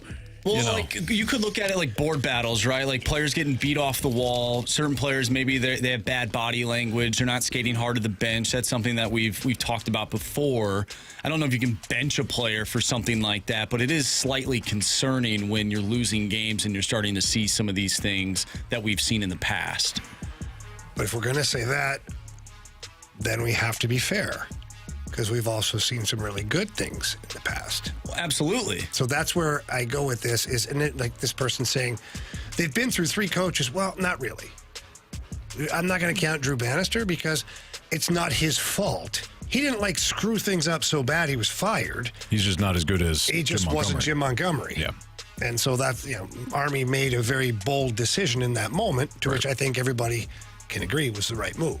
Yes. As far as the core players are concerned, we sure liked the core players last year during the successful times, didn't we? Those guys are gritty. They created the Blues culture is back. Mm-hmm. Remember those times, guys? I do. So what happened now? Everybody just forget about that? It's been a while. I don't think people forgot. I think people's just expectations have risen, and maybe they're questioning if the team has forgot what that looked like because they're not playing to that level that we thought that they could be playing at. They'll get back there. They will. They'll get Maybe. back there. This is a bad streak. It's a bad funk, but I do. At some point, they're going to turn this around. They're going to have a good streak as well. They're not. I'm sorry. They're not going to play this bad all season long. It feels like it. It feels like they're never going to win another game. Mm-hmm. It's going to be awful. The season's going to be horrendous. And we have that Cardinals malaise going on right now. Just going to say we should blame Ollie Marmol for this. It feels worse.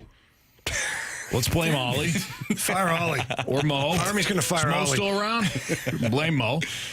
But the bottom line is this is still a team that should have beat Winnipeg last year in Game 7. If they they win 2 games in a row, they're back. They're right in the mix. Like they're gonna figure it out. How and when, I don't know. Hopefully tonight. Be nice. Hopefully Get a damn tonight. win.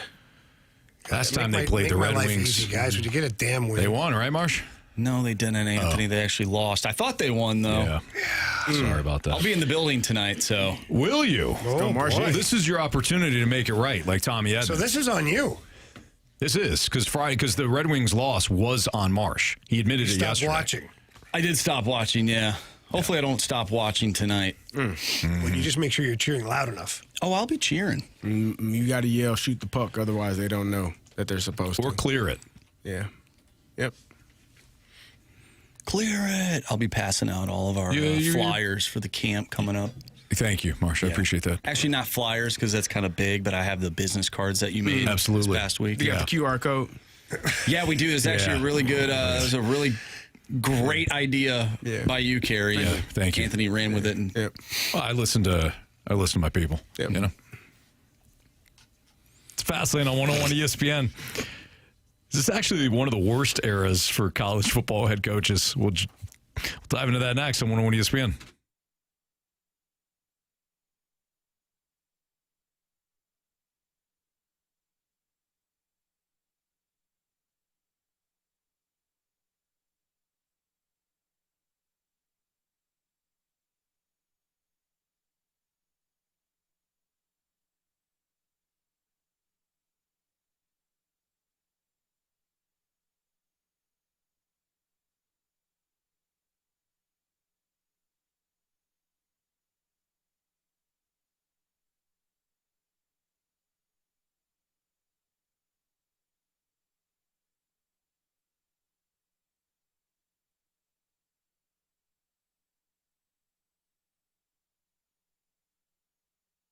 If you didn't take my advice and bet the college football games on Saturday, you didn't do it on Sunday at Underdog with the NFL games or the Monday night game, jump on it tonight to get the NBA rolling right now. Fast breaks, buzzer beaters, block parties, all back, and you can play the NBA season at Underdog all season long. You can make your entries. You can cash in on your hunches. They've got different profit boosts going on, especially right now in October. It's a lot of fun to play at Underdog, and it's super easy, too. Just choose whether or not certain players will go higher or lower on their stats. So like the Greek Freak tonight as Milwaukee takes on the Knicks. 11.5 rebounds. I like Giannis to go higher than 11.5 rebounds. I like Jalen Brunson to dish out at least 7 assists. I go higher on Jalen Brunson, 6.5 assists. How you want to play your NBA card, that's up to you. But if you get your entries right, you can win up to 5,000 times your cash just for playing as little as $1. So download the app today, get signed up, use my promo code Anthony to score $100 in bonus funds or bonus entries when you play your first $5. That promo code, again, is just my first name, Anthony, when you sign up at Underdog, where you can make plays and win money. Must be 18 or older and present in Missouri. Terms apply. See assets.underdogfantasy.com/web/play and get terms _DFS_.html for details. Concerned with your play, call 1-800-GAMBLER or visit www.ncbgambling.org.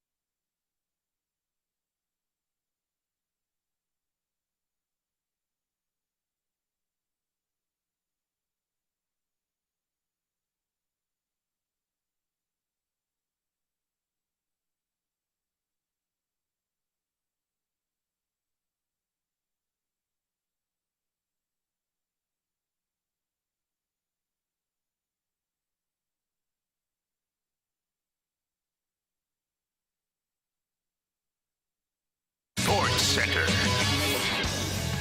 I'm Andrew Marsh. It's time for a SportsCenter update brought to you by Saliga Heating and Cooling. We just did Blues Cues. If you missed that segment or if you missed anything from today's show, make sure you go to 101ESPN.com or check out the free Dobbs Tire and Auto Center's 101 ESPN mobile app. Just head to the podcast page. You'll find all of our shows there. And it's all brought to you by the Schaefer Door Company. The Blues lost to the Pittsburgh Penguins last night by a final score of 6-3.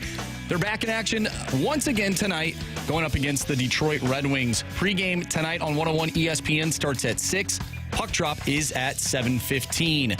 The Dodgers won 6-5 in 18 innings in Game 3 over the Toronto Blue Jays. 6-5, an epic game. We talked about that a little bit earlier. Carey tried to basically tell us why the Dodgers are so good despite spending so much money.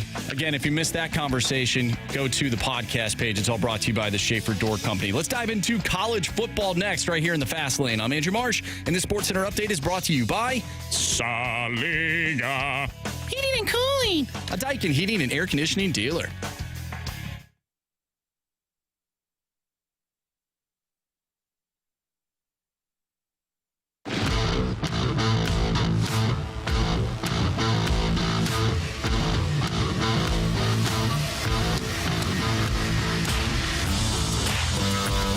Coming off the weekend in college football, you had made mention to us in the office yesterday.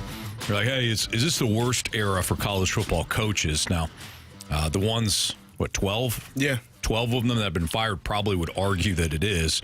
But what was your thoughts on that? Well, when I'm looking at the college football landscape, especially for coaches, it's like year after year, obviously, if you're not winning championships or putting yourself in a position to win championships, you're probably going to be on the hot seat. Ryan Day last year, before they won the national championship, there were conversations of maybe he should be out. He's won like 90% of his games at Ohio State, but has struggled to beat Michigan. And then you look at James Franklin this year, who was the number 2 team going into the season. He's out. You look at what Brian Kelly did at LSU, out as well. And I'm looking at it, I'm thinking to myself, how difficult is it to get a program to run year after year after year when the transfer portal is real? I talk to coaches all the time, and one of the things that makes the transfer portal so difficult and recruiting is you're constantly recruiting. Year-round, you're recruiting in season, out of season, because you're not just recruiting kids that you want to join your program. You also have to recruit the kids to stay in your program. Every year, you're going to have 15 to 20 kids thinking about entering the transfer portal, and then maybe 8 to 10 of them actually doing so. So how do you keep your depth in your organization, in your program, if kids are constantly leaving and you're constantly having to try to woo them to stay, or you're out there trying to recruit kids to come to your program? It is a difficult task for a college coach, for head coaches, for assistant coaches. I think this landscape, yes, everybody is happy for the most part about these young men being able to be paid for their services, but it is difficult as hell for a college program to have sustainability year after year after year when there's so much turnover. Could you also argue, though, that this is one of the best eras to be in a college football head coach? For players, I think so. I think it's best for I think this is the best era for players. I think as a head coach, I think it's so difficult because now the expectations are greater than they were 10, 15, 20 years ago. When I was coming into college, out of high school, the only thing I thought about was who's going to pay for my scholarship, right? That's the only thing that crossed my mind. Now, the scholarship is that's there. It's solidified. You know that you're going to get that. But how much are you going to pay me, Coach? Because School B that I was just on a visit with last week said they'll pay me $250,000. Oh, you don't have $250? I might be able to get you $275. Okay. And then I'm going to go to school next week on a visit, and I'm going to tell them you offer me $275, and I'm going to see if I can get $300. And so and then we can do that year after year after year. This NIL deal is basically a year-by-year deal where each player is essentially a free agent every single year. So for the college coaches, it is a headache. But for the players, hell yeah. If I played well, okay, you're going to pay me $200,000 this year. And if I play well, okay, I need to double that. Mm-hmm. But also, if I don't play well, maybe you come to me and say, hey, we're going to, okay, I'll go to another school. So for the players, I think it's fantastic. But for the coaches, like building continuity and keeping those kids, that's why I thought Illinois had such a great chance this year, because they brought back 16 starters. Like, in this transfer era, that's not normal. Mm-hmm. So for me, I'm like, hell yeah, we're good. But when you are trying to build a team year after year after year, and you constantly have to recruit your specific kids on your roster, I think it's hard as hell to do.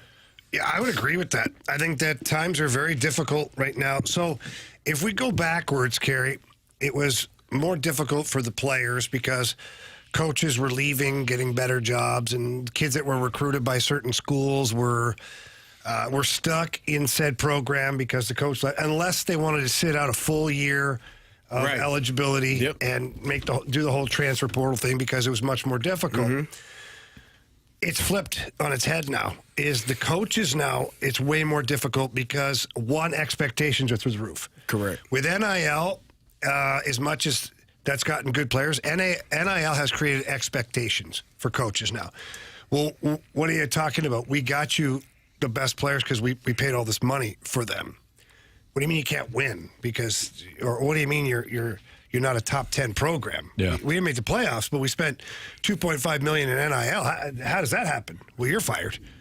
So coaches now are being held accountable, which I get it, because that's they've had the run of things. Well, it's the nature of the beast too. Yeah. I mean, you can't cut all the players, like we always say. So you get rid of cut the head off the snake, which is the coach. But the coaches have also been able to, get the buyouts and go. Well, that's what I said to start the whole thing, was that it's flipped on its head now. It is, and when it comes, I'm kind of conflicted here. I get what you guys are saying. The coaches are still. Here's my point. The coaches financially are going to be okay, because the buyouts that they've got they're layered in here, whether it's a $4 million buyout or $9 million or 20, 30, 40, 50, like, pick your poison. Right. It's great money. I'm talking just as a coaching profession, just the job itself. The job itself has gotten much more difficult because of NIL money. One would think that it would get easier because we get to have all these players. But the pressure has gotten 10 times greater. Sure. Because now, we've paid these players. We've got these players. What do you mean you can't win, or you can't beat Michigan, Ryan Day? What the hell? Like, what are you doing here? Mm-hmm. Meanwhile, all these other programs are doing the same thing too. They're building as good as they can as well. Sure. So it's become more difficult for the coaches, in my opinion. It's also much easier now to win a national championship than it's ever been. It's not easy, of course, but it's easier. Well, you have more people that make the dance. Exactly. Yeah. You have a shot. Indiana now has a shot to win a national championship. And I know I keep bringing up Indiana. I can look at Georgia Tech. Your favorite team now. Look at Georgia Tech. Yeah. Yes. Georgia Tech can win a national championship. Do I think they will? No. Right. But if you have Vanderbilt is in the top 10. We have seen if you can get a Diego Pavia or you can get a Fernando Mendoza, you can get a quarterback and a coach, and you marry the system together, and you get a little continuity, you can be in the dance. Illinois, no offense, Illinois opened up as a playoff team this year. Yeah. So I think that you guys are right. But Ryan Day lost to Michigan. In previous years, he probably would have got fired. In the current era, he still had an opportunity to showcase what he can do, and they won a national championship. So I'm not going to sit here and say, well, it's all horrible for these coaches. There's some big time benefits for coaching in this era too. I think it's much more difficult now than it was. Yes, you do have, maybe from a recruiting standpoint. That's the hardest part, though. Like, that's the hardest part. Like, one year you could be right there knocking at the door, and then the following year your team could fall apart because of transfer portal. Mm-hmm. So for me, I think that's what makes it hard. Yeah, it's almost like if you're knocking on that door, like Penn State is a perfect example. They were essentially one play away from being in the national championship, a one drive away. That last play by Drew Aller where he just threw it to the Notre Dame defender. I still don't know what he was looking at. But he didn't know either. I don't think he knew. But you're one drive away from playing in the national championship. If you're playing in the national championship last year, James Franklin still has his job. So the way that things can just change from year to year, I think it's very difficult to be a college coach at this point. And I think the fans, especially in this new era, I think their mindset has changed. My Uber driver this weekend was an Ohio State fan. I was like, wow, you had a great year. And he's like, yeah, it feels tainted, though, because I don't really like Ryan Day because he lost to Michigan. This national championship feels tainted because we lost to Michigan. Oh, man. I go, are you serious? He's like, yes. I don't know if other Ohio State fans feel that way. Most of them do.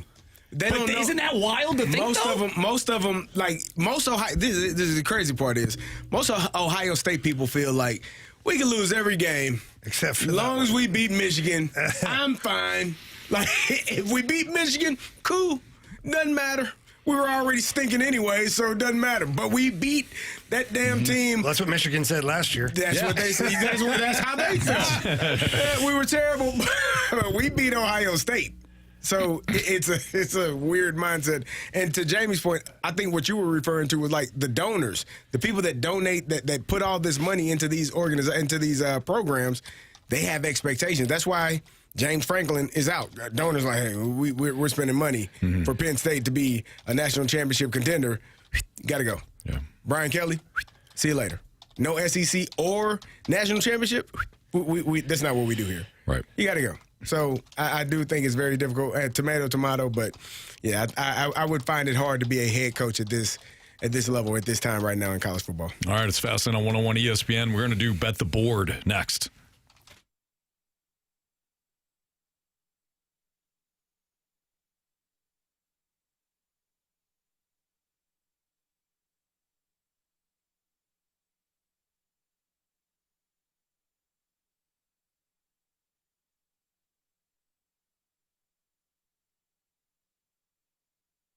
If you are looking for a smart investment that doesn't have you waking up in the morning, checking out the stock market, and riding that roller coaster, I know, I've been there too. It's not fun. It is very stressful. Well, the investment I'm talking to you about is U.S. farmland. And there are several people that have invested in U.S. farmland, and they've been very successful in doing so. And why is that? Well, because there's long-term steady returns with U.S. farmland. Year after year, there's appreciation of the property and the farm, so that also adds to it.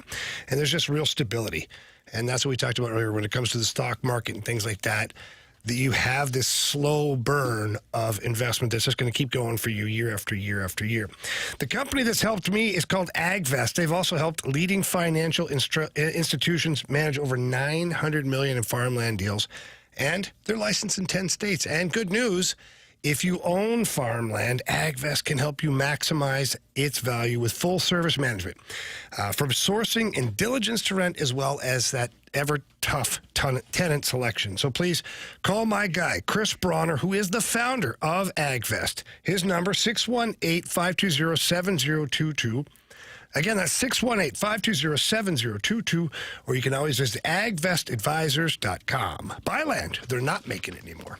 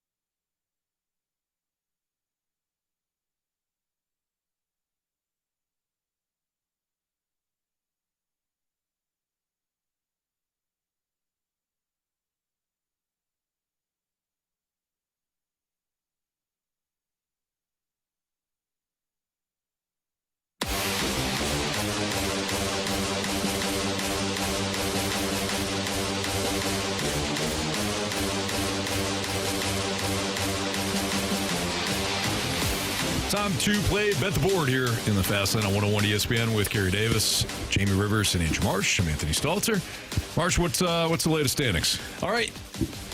Carey, Jamie, and myself all have 13 points. Anthony, you have 9. Okay. Well, the eventual winner, Carey Davis, you're up. Yeah. Give me Mookie Betts. 1.5 hits, runs, RBI. No way.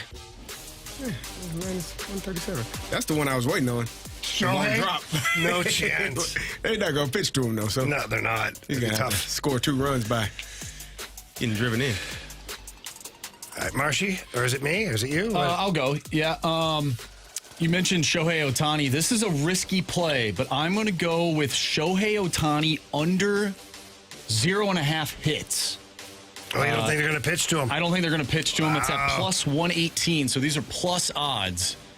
But based on what the manager Schneider said last night when they asked him if they're going to pitch to him or not pitch to him, he basically said we're not pitching to him. So quit asking. So quit Basically, he asking. said, they said, is this your strategy moving forward? He went, yeah. Now they might have to pitch to him. They're going to pitch to him in the first. I mean, the first at bat. You're going to walk him. You're going to walk him. Hit him. You hit him, and they're going to. Good. Bring them all on.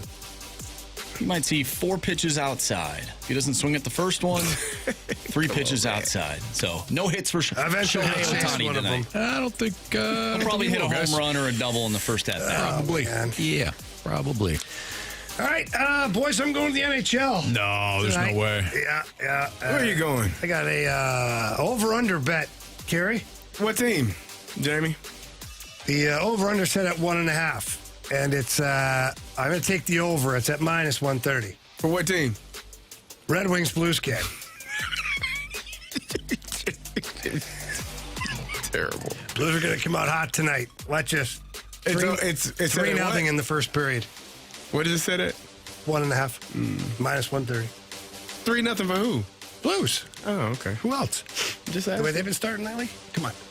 Yeah, Hell, starting in Detroit. Look what happened in Detroit. They're up 4-0. They won that game, too. Nah, they didn't, lost. but I would have covered. They're going to win tonight. Yeah, they are. You gonna pick him? Yeah, he is. Blues minus 110. Oh! Wow. All right, Anthony. I like it, Anthony. Proud of you. I believe in the Blues. Yeah, who wouldn't? Carey. I don't not believe in him. No, I didn't say you didn't. I just said Oh. Carey. Oh, I thought It'd be you- nice if you believed a little harder. What are you on edge for? Carey How only much- likes winners, though. No, I like the color blue. So I like the Blues. And the Blue Jays. And the Blue Jays. Yeah, absolutely. I don't like the Blue Jays. I like the Los Angeles Dodgers. It's the last week to enter the Tee It Up with TMA giveaway presented by Michelob Ultra. If you're ready to hit the fairway with the crew from the morning after, great. Here's your chance. One lucky winner and a guest will score a free round of golf with Tim and Jackson from the morning after at Fox Run Golf Club. It's your chance to hang out and enjoy a laid-back round with Tim and Jackson. Use the code SWING to get entered to win now at either 101ESPN.com or on the 101 ESPN mobile app. You must be 21 to enter. The Tee It Up with TMA giveaway is courtesy of Michelob Ultra Superior Light Beer. We've got a returning Gauntlet member here. We got Yeah, we have Joe Joe. coming up. Joe knocked off Carey in a defensive struggle yesterday. Yeah, it was a 0-0 tie. That was a tough one. And we went into overtime. Like defensive battle. Yeah, it was. The last 9 innings of that game last night. Yeah. Yep. Yeah, you guys were pitching well in that game. Pitched damn well. But in the tiebreaker, you threw him a Man. hanging curve, and He knocked Joe it hit out one the out. park. Yeah, he did. Yeah, he smoked it Okay. right over Well- center field wall. Why don't we get to Joe? Gauntlet next on 101 ESPN.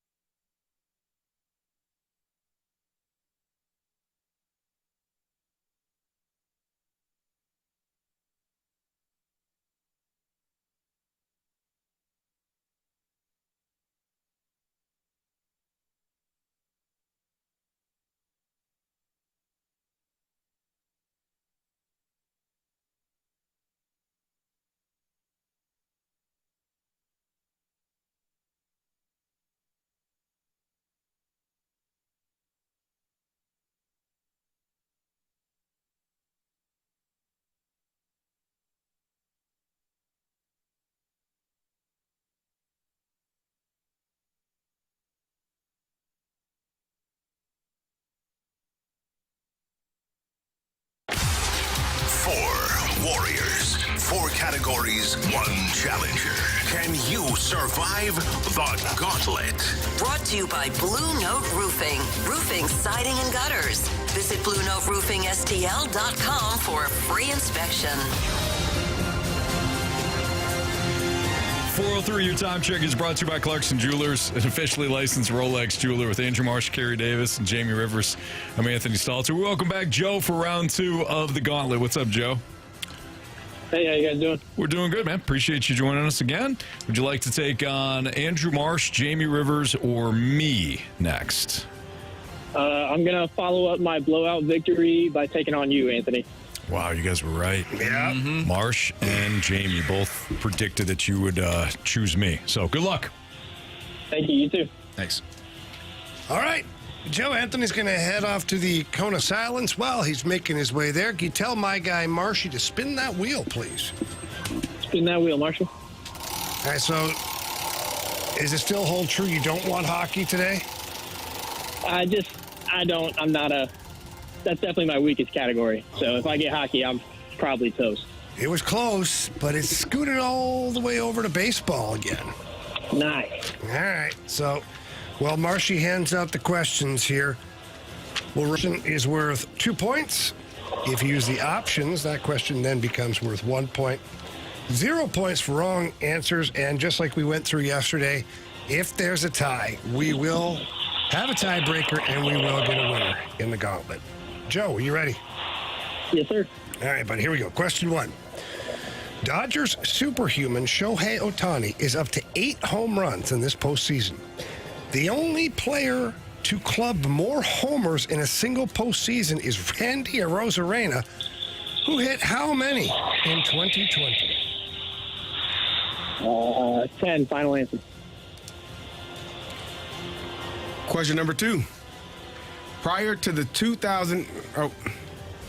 starring in the 2025 playoffs, Yoshinobu Yamamoto had a 7-year run of dominance in Japan.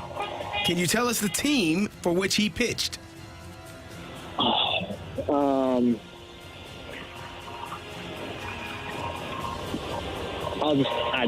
take a shot in the dark. The Dragons are a team, right? I don't know what city, but is Dragons an acceptable answer? We'll accept that. If that's what you want to Yeah, go we'll with. accept that. Okay, screw it. Yeah, final answer. All right, question number 3. Among managers who endured a major league record 3,948 losses. Could you repeat that one more time? I'm sorry.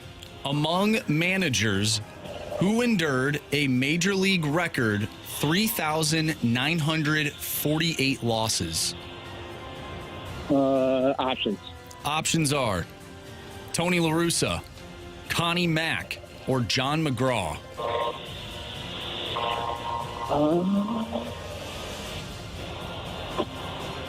Tony managed a lot of games, and he's the only one I recognize, so I'll say Tony. Final answer. All right, Joe, final question here today. In Game 7 of the 1964 World Series, Cardinals icon Bob Gibson pitched a complete game to defeat which team?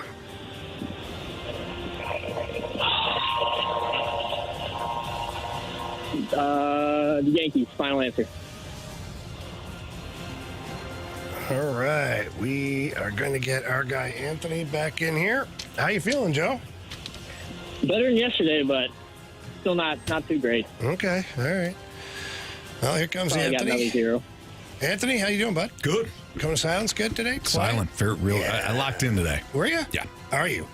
Yep. Okay. Unless I get random. Random. Available. However, it's baseball. Okay. All right. I like baseball. Bag of lunch. Yeah, pack a lunch. You ready? Ready. Okay, question 1. Dodgers superhuman Shohei Ohtani is up to 8 home runs this postseason. The only player to club more homers in a single postseason is none other than Randy Arozarena, who hit how many in 2020? Options. 10, 12, or 13? 10, 12, or 13? Mm-hmm. And Shohei's got 8 right now? Correct.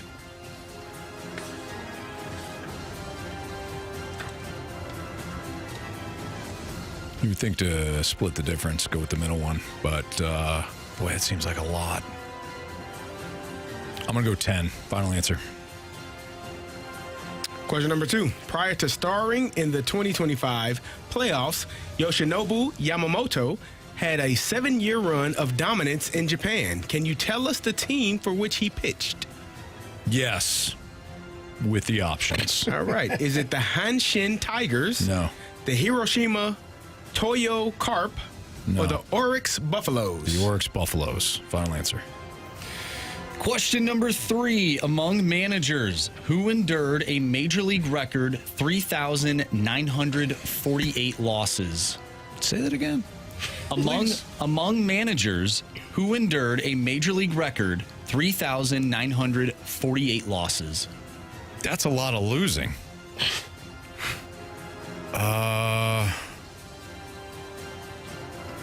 Jeez. It's got to be somebody old-timey, right? I mean, that's a lot of losing. That's like some Jeff. A lot of losses here. That's some Jeff Fisher stuff right there.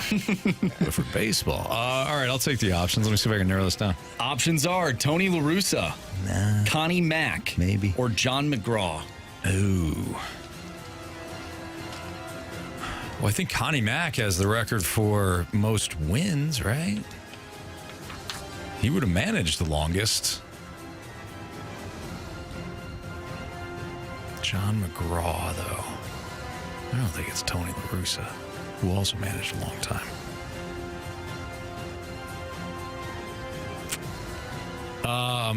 I'm gonna do the Jamie thing here. Jamie recommends when I heard Connie Mack, my gut said Connie Mack, just because again he managed forever. He has the wins. Give me Connie Mack. Final answer. All right, Anthony. Final question for you. In Game 7 of the 1964 World Series, Cardinals icon Bob Gibson pitched a complete game to defeat which team?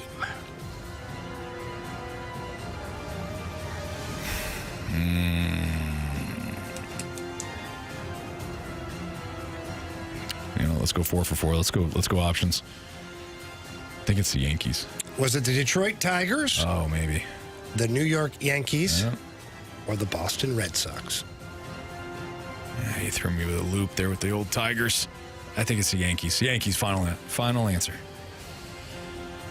All right. This feels real old-timey, Marsh. Let's go real old-timey.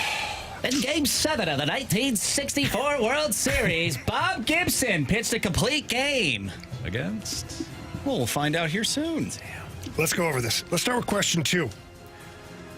Prior to starring in the 2025 playoffs, Yoshinobu Yamamoto had a 7-year run of dominance in Japan. Can you tell us the team for which he pitched? Joe, without the option, said it's the Dragons. That's the only one I think I know of. Can I say the Dragons? We said, you can say the Dragons. So Joe said Dragons. Anthony took the options and went with the Oryx Buffaloes, who were an option. Carey, answer is...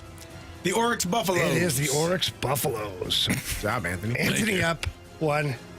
Is there a Dragons? Yeah, there's a Dragons. Remember we you, me, and BT in the pandemic there. So I don't know. We had the Dragons. We had. Was it the Dragons? I don't think it was the Dragons. That was the Dragons. I'll think of it. Yeah. You're up 1-0. Congratulations. Thank you. We're going to question 3. Among managers who endured a major league record of 3,948 losses. You guys both were looking for managers who had managed a long time. Makes sense. Joe with the option said Tony La Russa. It's a good one. Tony managed a long time. Mm-hmm. Anthony with the options went with his gut feeling of Connie Mack. Marshy, answer is? It is Connie Mack. Connie Mack. Anthony up 2-0 early. Let's go to question number 1. Dodgers superhuman Shohei Ohtani is up to 8 home runs in this postseason. The only player to club more homers in a single postseason is Randy Arozarena. who hit how many in 2020? Anthony, you said 10. Joe, you said 10.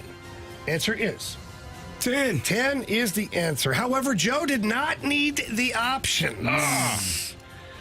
Joe. It is 3-2 or Yep. yeah, 3-2. Anthony, as we head into the final question. Yeah. In Game 7 of the 1964 World Series, Cardinals icon Bob Gibson pitched a complete game to defeat which team? Anthony said the New York Yankees. Joe also said the New York Yankees. Answer is... Well, it's the New York Yankees. But Joe did not need the options. Walk it off. Walk it off, baby. All right, Anthony, you got all So four I needed the questions Yankees right. then, huh? I was losing. And you said the Yankees before you even took the options. Oh, good thing I stuck with the old gut. Yeah, you did. Oh, Joe, you snuck one out, huh? All right. Yeah, Joe, filthy. you know how this works. We did this yesterday, but I'm going to go over the rules again for anybody who might be listening for the very first time. This is a tiebreaker question. Joe, I'm going to need you to remain silent until we come to you. We will ask Anthony the question. He will write down his answer. And as soon as we get his answer, Joe will come to you, and we need your answer right away, please. Do we all understand this? Yeah. Yes, sir. All right, Joe. I don't like this as a tiebreaker when I got all them right. Anthony? I don't feel Joe? good, CD. I don't feel good. Anthony, dial it in here, Sorry. okay? Yep. Lock it in. Because this is a hell of a question. According to StatCast, Wilson Contreras has hit the longest postseason home run since 2015. How far did Contreras' bomb travel in Game 4 of the 2017 NLCS between Chicago and Los Angeles? Anthony's thinking here. I can smell the burning. He's either drawing stick figures or doing math. I don't do math. Okay, we have Anthony's number. Joe, your answer, please. 484 feet. All right, no calculator needed. He said 494? 484. 484, okay. So, the question again. According to StatCast, Wilson Contreras has hit the longest postseason home run since 2015. How far did Contreras' bomb travel in Game 4 of the 2017 NLCS between Chicago and Los Angeles? I don't like the way Carey's looking at me. Joe said, what, 481? 484. 484. Anthony, what did you say? 495. 495. Joe. You have chosen poorly. You lose. 491 feet. Joe, he got you just by a couple, buddy. Good job, Anthony. That was tight. Joe, nice job, man. What a battle. Nice job.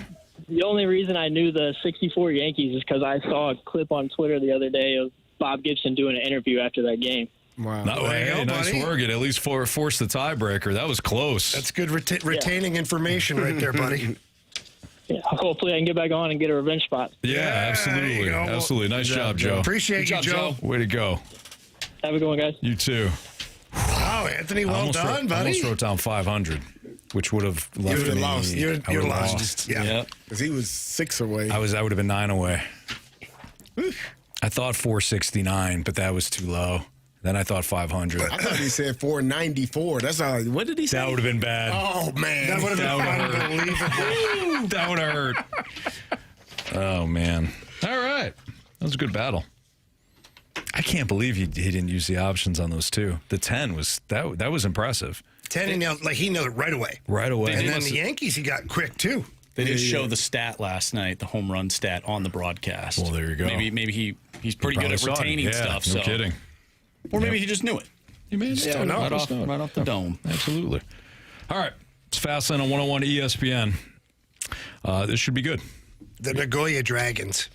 Oh, there you go. That's the KBO, by the way. KBO, yeah. Right. So who did we root for? We had the Dragons. I don't think we did. They got a Chunichi Dragons. I was looking it up as well. But this is the. I'm sorry, guys. I got to look this up. The Japan Western. Well, why don't you League. tease something? No, I'm not going to tease. I'm not going to tease you. Okay. I don't think he wants you to tease somebody. I'm not. No. Okay. You know what? I'm going to tease something then. You don't know what the hell is next. What's trending? Coming up next here in the Fast Lane. NC Dinos. Yeah, that's the one. ESPN.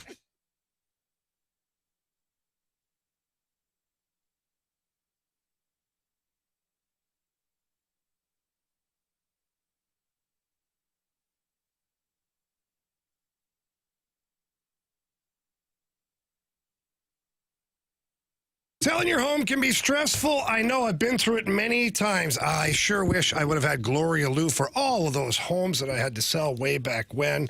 But I have Gloria Lou now, and she's with Your Home Sold Guaranteed Realty.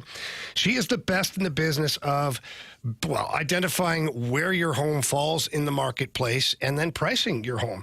And it's not just pricing it to sell, it's pricing it to sell and get you the most money and sell quickly.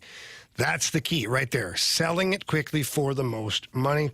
Gloria Lou has been in the business for over 20 years in the St. Louis market. She understands that wherever your home is, she knows what the price range is that is currently selling for the most money. She also has 24,000 buyers in waiting. And how does that help you? The moment you list your home, she's able to drive traffic to your listing, lots of traffic. And that right there, again, gets you the most money possible for your home and lets you sell your home quickly. So please pick up the phone, call Gloria Lou, tell her Jamie Rivers sent you in. Her number's 314-325-6888. That's 314-325-6888. Or you can always visit GloriaHasTheBuyers.com.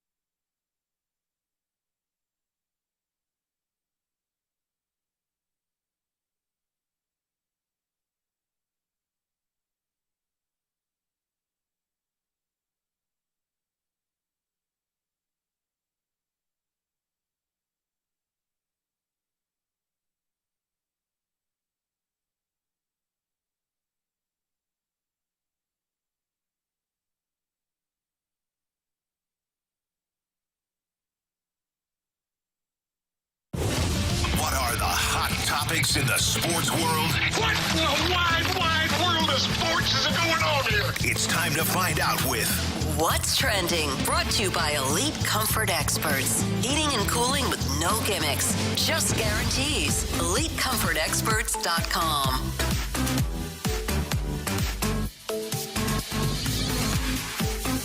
Welcome back to the Fast Lane here on 101 ESPN with Anthony Stalter, Jamie Rivers, and Carey Davis. I'm Andrew Marsh, and it's time for What's Trending. What is trending? Well, why don't you guys tell me? Marcy's so upset. I don't know why he's upset, but I guess I do. Because the Minnesota Vikings are in turmoil here a little bit when they've been such a stable organization for the last, ever since Kevin O'Connell has gotten there, it seems like it's been a model franchise in many ways. They've been a winning team. They've been a good team. Kevin O'Connell has basically created miracles with quarterbacks that aren't great. They're just good until this year. Ooh. Things have been weird this year. The drafting of J.J. McCarthy 2 years ago, he didn't play at all because of injury last year. And then this year, he's going to be the go-to guy. And it's rocky the first couple of games. He gets injured. Carson Wentz is there when we think, okay, well, Kevin O'Connell has kind of done this before. He's had Sam Darnold. And Danny Dimes, apparently, who was the backup quarterback, he seems to be doing just fine. Mm-hmm. What could go wrong? Well, Carson Wentz has been average-ish. But he's only played 2 games, Jamie. But you got a small sample size. We got a weird situation because he played like 4, didn't he?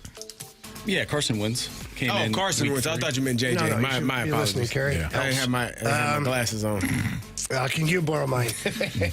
But the weird situation is that Carson Wentz, so J.J. McCarthy's injured. He was declared injured. It was kind of a weird way they did the whole thing, but whatever. He had a high ankle sprain. So Carson Wentz goes in there, but then Carson Wentz gets hit or hurt during one of the games where he dislocates his shoulder, broke the socket, and tore the labrum. And then we're wondering, what's going on? Carson Wentz is out there with the RoboCop arm. The whole black thing, so he can barely move himself, and he's getting obliterated again, and they just keep rolling him out there. Carey, I've had a torn labrum. I've had a dislocated shoulder. I have not broken the socket. I have not either. Okay, I have not. So I can't pretend to understand the pain, let alone play quarterback, and why the coach would keep rolling him out there when you've got a healthy quarterback that's on the bench. I think I know the answer, but there's a little humanity here, no? I mean, if you can go, you can go, right? Yeah. The broken socket is what would have done it for me. I just think about it right now, and I'm like, why? I played with a torn labrum. It is terrible. It's not great. It's painful. But I was blocking people. He only time his was probably hurting if he got sacked or tackled. Which was a lot. Dislocated shoulder. You know, that thing Vikings O-line pops in and out. You pop it back in. You put a brace on there to stabilize it so it doesn't move. You're good there. You got those 2 issues going. But the broken socket, like that. That means it ain't going back. It's just all over the place. It's out and it's moving and it's broke. And yeah, so they kept trotting him out there. And one would question, like, why would you do that to this man? Like, what did he do? What did he do? Or, what does he do better than everyone else? Nothing. One would disagree. And why would a coach keep rolling him out there? That's my only thing. Because he was the sacrifice to keep and protect. What is Kevin O'Connell doing up there in Minnesota? Why is he sacrificing human beings? Basically, football gods. He sacrificed Carson Wentz's health to protect the investment that they have in J.J. McCarthy. Why wouldn't you just play the other guy then and sacrifice him? Because they're doing the same thing. They don't want to throw 2 young quarterbacks into the fire with one of the worst offensive lines in football. The Minnesota quarterbacks have had the highest pressure to sack rate in the league this season. If J.J. McCarthy is the golden child, why not sacrifice the other one? Max Brosmer? Yeah, it makes no sense. Because they feel they think that he's a solid football player as well. Then why not give him a chance? Like, I understand what you're trying to say, but none of it makes any sense. It makes perfect sense to me. No, it doesn't, because Kevin O'Connell, why would you roll out an old guy who's got a broken socket, torn labrum, shoulder, arm hanging off of negligence. It's big time. I understand. Don't get me wrong. I wanted to see Max Brosmer play. However, I understand the decision not to put the young quarterbacks in said situation. and wait for the offensive line. I mean, I'd understand one of them. They have like third string. Not both. They have multiple third string offensive linemen in there. Are they? So what are they going to do now? Is the O-line back? They're getting healthy. Christian Darrisaw only played a few snaps in Thursday Night Football. It was a short week. You're not going to throw J.J. McCarthy back into the fire on a short week. So throw the other guy in. I understand, but he's an undrafted quarterback. So what? Carson Wentz is a better option at half dead? I personally, this is my opinion, and I've sprained my ankle.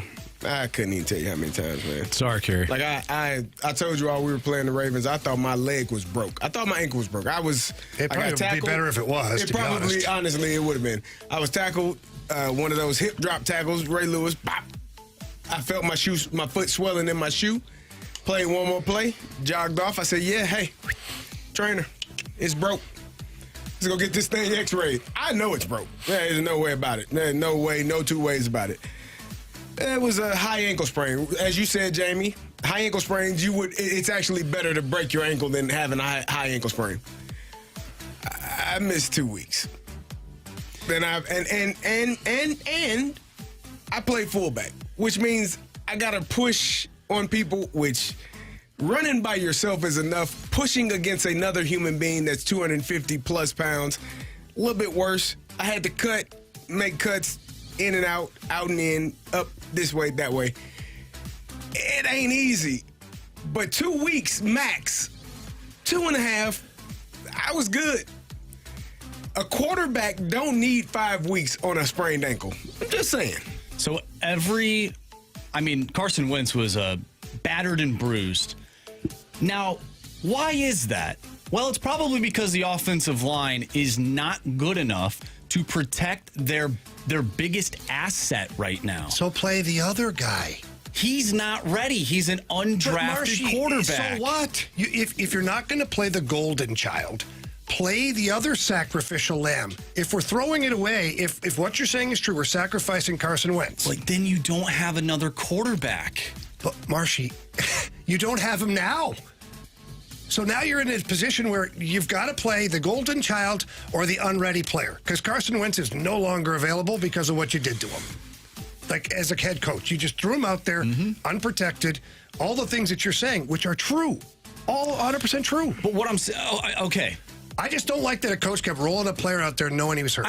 You know what? I understand. I completely agree with you. I would have loved to see Max Brosmer play, but it wouldn't have changed anything. It really wouldn't have. He would have been under duress the entire time. I'm not talking plays. I'm talking about a guy, Carson Wentz, who, why? If he, and you, Carey, you know this, and you know this as well. But this is where coaches, this is where they're. And that's why I say he was, quote unquote, sacrificed for the not safety, but I guess so, for the health of the other two quarterbacks. I honestly think it's because they felt like Carson Wentz, as banged up and as battered and as bruised as he was, gave them a better chance to win. I highly doubt that, Carey. Did you watch any of the games that he played in? He was awful. JJ was better? He played 2 games. He went 1-1. He's played in 2 games. He played why one. Not? Hold on. Let's be honest. He's played 2 NFL games. He played 1 good quarter against the Chicago Bears. Absolutely. He's played 2 NFL games. And he played against a pretty damn good defense, isn't that right? One in Atlanta. I saw that same defense get shredded by the Dolphins and the Panthers. That's a pathetic team. They were missing players. He played 1 good quarter against the Bears in the opening night, and he didn't perform well after that. If I am a coach, I'm not trotting a guy out there that I'm not. That's not how that works. You don't sacrifice somebody for somebody. If Carson Wentz was unable to play, or if he was unhealthy, and they felt like he didn't give them you don't line up every week without the expectation to win, and you play the best players that are going to help you win. It's not a long-term project. Like, it is literally week to week in the NFL, and you are trying to win games every week. You're going to play the best players that give you that's the reason why Max Brosmer didn't play, because he didn't give them the best chance to win. Carson Wentz, with a dislocated shoulder, with a broken socket, with a torn labrum, when they sat down as a staff, they said, this person, despite all of those freaking injuries, gives our team the best chance to win. Why is it? And that's even with a J.J. McCarthy who missed 5 whole weeks with an ankle sprain. I'm not talking about a torn ligament. I'm not talking about a sprained MCL or knee. It's an ankle where you sit back. And most people, 5 weeks is a long-ass time to heal an ankle. I'm just telling you.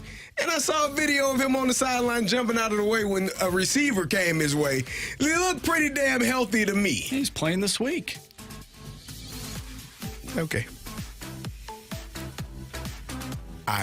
If your offensive line can't protect your biggest asset, you have third string offensive They ain't linemen. going to protect him this week either. No.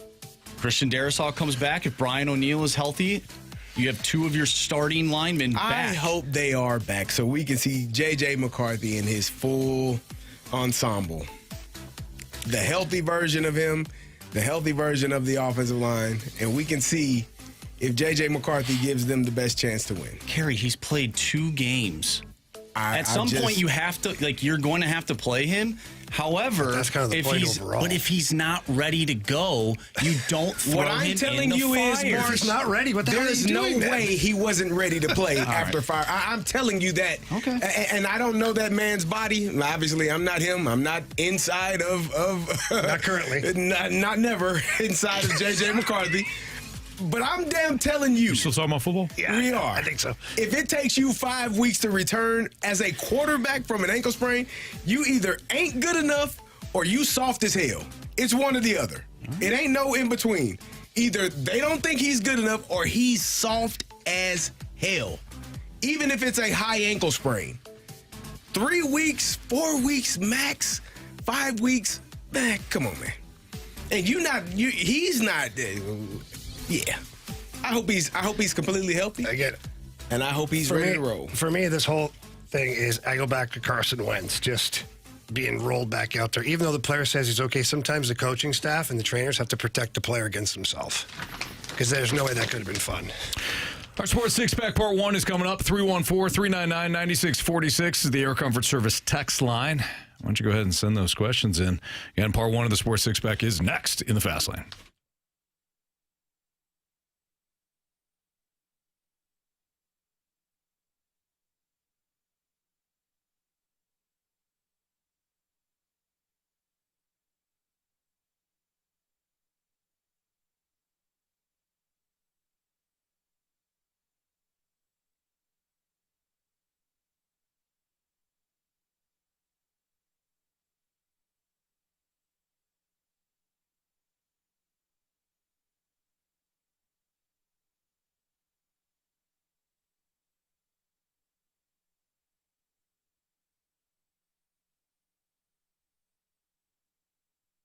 Urban Chestnut, they've got so many great options available over there. My favorite by far, though, is the brand new Zwickle Light. We know the OG Zwickle. It's really good, but the Zwickle Light, something about it, man. There's something about it. I just love the crisp, clean, refreshing taste of it.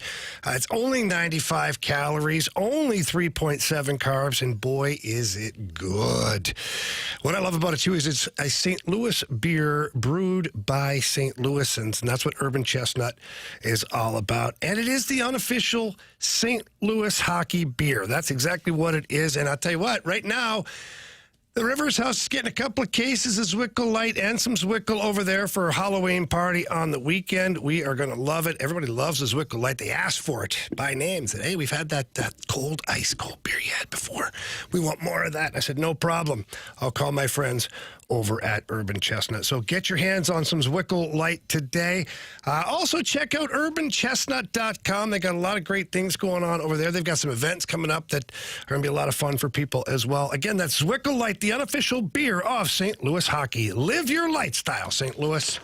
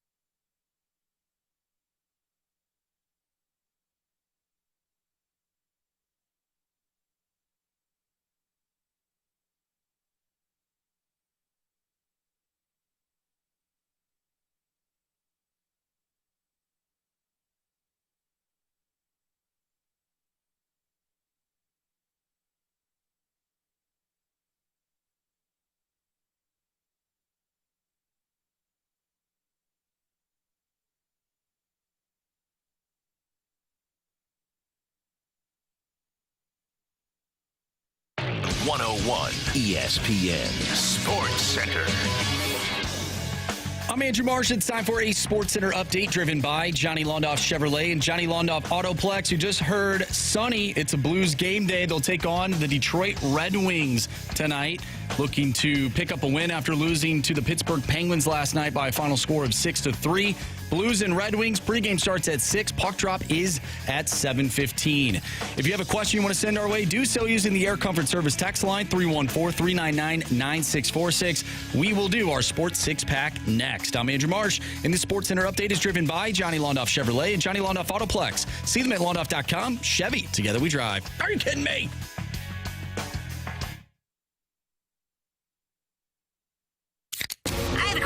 It's time for the Fast Lane to answer your sports questions. I want to ask you a bunch of questions, and I want to have them answered immediately. Asking me all these weird questions. Answer the question. Answer the question. Answer me! Refreshed by Urban Chestnut. Urban Chestnut Swickle Light Premium Light Beer. Live your lifestyle, St. Louis. It's Fast Lane on 101 ESPN. Time for part one of the Sports Six-Pack. If you got a question for us, send it into the Air Comfort Service tax line at 314-399-9646 with Carey Davis and Jamie Rivers and Anthony Stalter. Marshy, fire away. Question number one. All right, can you guess this player? This player suffered a high left ankle sprain in the preseason of August of 2022. He was expected to miss at least 4 to 6 weeks. He returned to practice in mid-October, about 8 weeks after the injury, and showed good mobility. Can you name that player? Jonathan Taylor. I don't know. Shohei Ohtani. J.J. McCarthy at Michigan. No. Sam Darnold. Oh, with the Carolina Panthers. Sammy D? Yeah. He's with the Seahawks. He only now. played 6 games that year. Yeah. He stinks, too. You know, the Panthers had Baker Mayfield. Sorry. Won 14 games He last did year. stink in Carolina. He was bad. Yeah, you're rushing to get that guy back? No. Sam Darnold and Shaky Baker were on that team. Yeah. Why are you Sam when you got Shaky? Very true. Who was the starter for that team? Whoever was healthy. I think it was Baker. I don't know. I thought Baker only started like 1 or 2 games, and then they got rid of him. I think Baker won the job out of camp. I think he did too, but then he ended up with the Rams at some point, obviously. Yeah. And then revitalized his career. It did. Well, in L.A. for that one drive. No, I think his whole time there helped him for sure. Tampa, Oh, yeah, either way. yeah. Baker Mayfield from Oklahoma and Texas Tech. Yeah. Nice job, guys. Yeah. All right. Fire up chips. Nope, that's different. Question number two. Did you guys know that Brian Kelly used to coach there and Anthony never brings him up? 04 to 05. Hard to believe you don't claim him. We do claim him. I wouldn't. We claim every week. We claim Antonio Brown. But at least there were some good moments there. Very true. Some bad ones now, but with Brian Kelly as his head coach. All right, the water boy wants to know. Did you wish Rob Manfred's Ghost Runner was in effect last night, or do you like the idea of letting them play it out? Let the kids play. It's fine for the Dodgers. Poor Blue Jays didn't have anybody left to hit anyway, so Ghost Runner, I could put a guy on third for all that matters. Only guy hitting was Guerrero.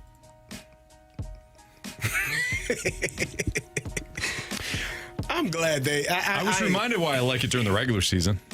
Well, it's the regular season. This is playoff ball. Right, playoff ball. Where men play. You know, Yamamoto, he's going to pitch every game if he needs to. Yeah, you know, Bob Gibson would be proud. I mean, real pitchers. Guys that go get it done. Bob Gibson would still be pitching. He would be pitching right now. He wouldn't have come out of the game. Hell no. Let's just be honest. And he started game 3. Yep. Nolan Ryan versus Bob Gibson, they'd still be pitching. Come on, man. That's when baseball was baseball. Right. And they throw it at your head if you get too far in there. Ohtani. Don't do it to him. Yes. Oh, you know, Ohtani is kind of, he's so what? You might not want to throw at him. Who's going to throw at him? I will. You will. Jamie has thrown a pitch on the mound before. Justin's brother going to throw Major at him League tonight? Baseball. No, I wish he would. He's not. Wish he would. You better not. He won't. What's he going to throw? Charge the mound? He'll put four fingers up. I know. I hate that. I hope they walk him every single time. I used to like the dramatic, Well, do you guys remember when I think it was Miggy who was up to bat and they tried to intentionally walk him and he stepped into one and like set one out? That, and also there's one famous one where the catcher's like this. And they threw the strike. And then he drops down, they zip a fastball right down the guts. That's baseball. That's not nice at all. Question number 3. All right, from the 314, at what point do we look at the Blues' stretch run last season as the outlier and realize they are not there yet? About 30 games from now. I mean, it's the best I can do. Yeah, about 30. 25, 30 games into the season. We'll definitely know what this team is, in my opinion. Or maybe we won't. Or maybe it'll be another year like last year where you don't know what you got till you got it. You don't know what you have until it's gone. Yeah. But you don't know what you've got till it's gone. You can't be with the one you love, honey. Love the one you're with. Right, Carey? That's the Blue Oyster Club, Carey. Blue Oyster Band. The Blue Oyster Bar. Yeah. Carey, you know. I don't know. You remember. What's your guess?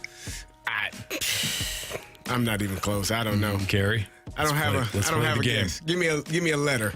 Okay. Jamie, give him a letter. What are we doing? First letter. Which song? Of the band. Is that the same song? I think it's called Parking Lot. No. Oh, that one, yeah. Is it C? Street Paradise, put up a parking lot. It's No. Is it C or B? Anthony, I have no idea. I'm gonna be real right now. Is ABBA. Is it ABBA. I don't know. No? I don't know. We don't know. You don't even know. Is it Counting Crows? I think it is. I thought it was Counting Crows.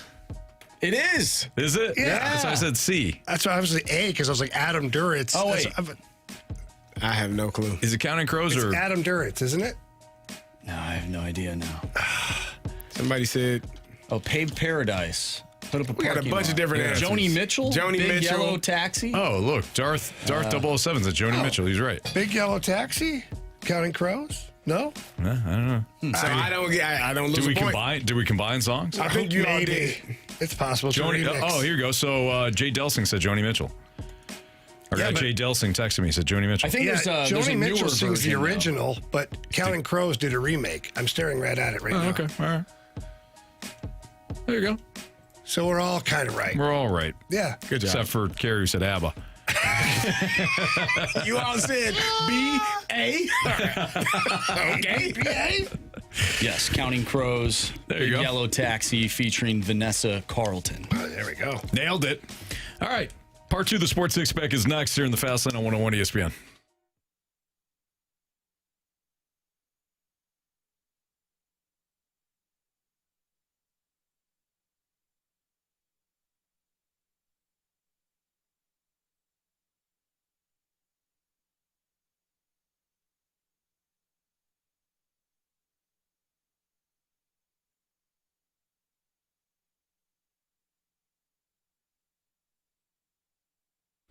The end of the month is, well, Friday. So you want to make sure you get out to Herculaneum. Check out Auto Centers Nissan's Scary Good Deals event. It does end on Halloween,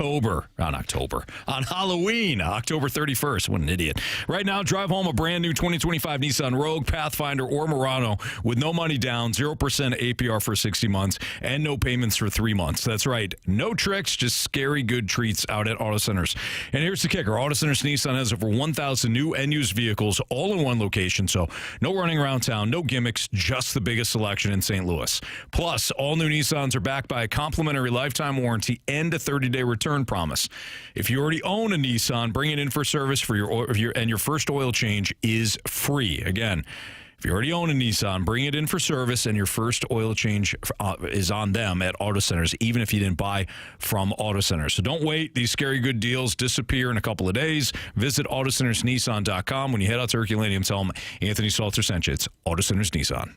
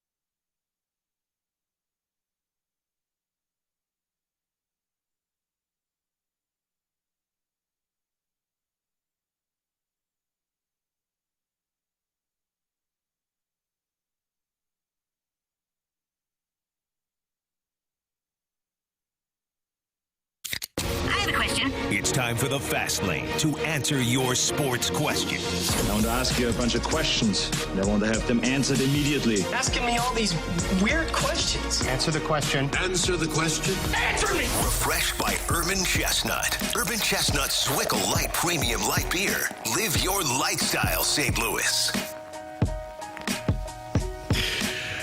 Part 2 of the Sports Six Pack is right now. It's Fastlane on 101 ESPN, 314-399-9646, the Air Comfort Service text line. March, why don't you hit us with question 4? Question number 4.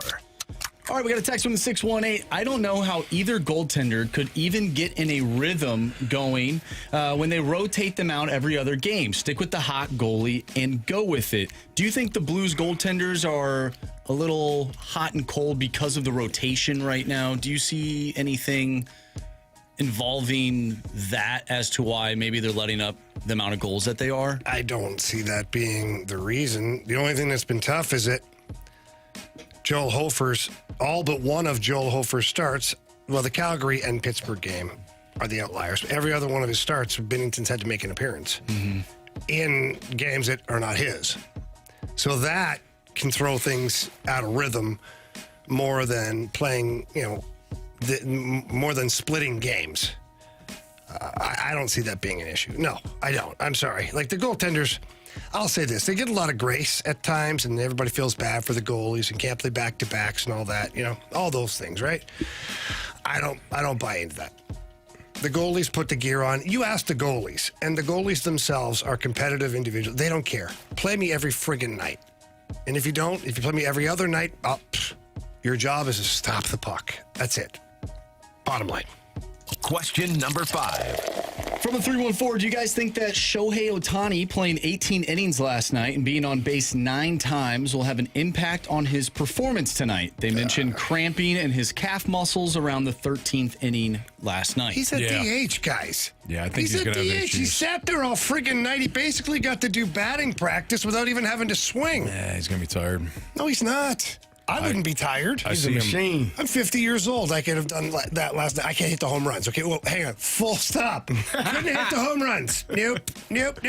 Couldn't have even come close to that. However, could I have sat there for 18 innings and walked to first base every time? Yeah. Yeah, but Jamie, what about, you got to take all that gear off? You go up there. What gear? You're bending down, taking all these pads Oh, no, there's no gear in hockey and football, is there? Shin guard. He's got the Carson Wentz, arm. He's not going to be tired. Winter soldier that guy's fired type up. thing. See, he was already pretending to throw pitches in the clubhouse last night. He was. Yeah. Fourth inning, he's going to have issues. You heard it here first. He's not going to be cramping. Blue Jays by 6 tonight. I would love that. That'd be fine with me. No? No. I am saying Blues win, though. Okay. Yeah, we'll take that. Yeah, we'll take. Some blue team needs to win tonight. Yes, it'd be nice. Not a red team. One will. Blues. Cool. Cool. Question number 6. All right. From the 618, this question is for Jamie. My 10-year-old son, soon to be 11, in December just started doing some learn to play hockey. Do you think it's too late for him to continue playing hockey? I already feel like he's so far behind some of these other kids that I see at games. He hasn't even played a game yet. He's just doing the learn to skate with stick handling and skating and stuff. Or should he continue on? Yeah, so I actually did respond with the synergyhockeyskills.com website because that's exactly what it's tailor-made for. It's tailor-made for skill development for kids at all ages, all talent levels. And that's the one thing I tell people all the time. This is not a sales pitch. It's just a fact. Whether it's Synergy Hockey or someone else, although ours is better. But if you have 5 consistent days, if you do summer camps, you do 5 days, you're on the ice 3 hours a day, learning these skills. From Monday to Friday, there's going to be a drastic improvement. And my boys were playing rec hockey out of their first year. Like they played the Little Wee, 8U hockey, and then they go into what they call competitive hockey. Well, they didn't make the top teams. In fact, they're like an A2 team, which was back then was like 3rd or 4th on the depth chart. They said, well, Dad, we want to play at a higher team. And I said, well, then you better get your ass to the camps. I get up every morning. If you're ready to go, you can come with me and you can skate. Well, it got to the point where they were waking me up in the morning before, it was 5:30 in the morning. They have to get up and they're like, Dad, are we going to be late? I'm like, no, we're not. The rink's not open for another hour, but that's fine. Nice. Good for them.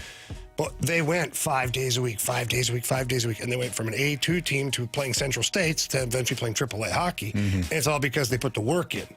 So, and they were kind of late to the dance. They started skating at 3, then quit because they didn't like it, and then got back into it at like 8U. So I know this kid's a little bit older, but there's adults that are out there learning how to play hockey still. We work with the St. Louis Warriors, the veterans that go out there and play. Some of those people have never skated in their life, but they want to continue to be part of a team, part of a group, so they take up hockey.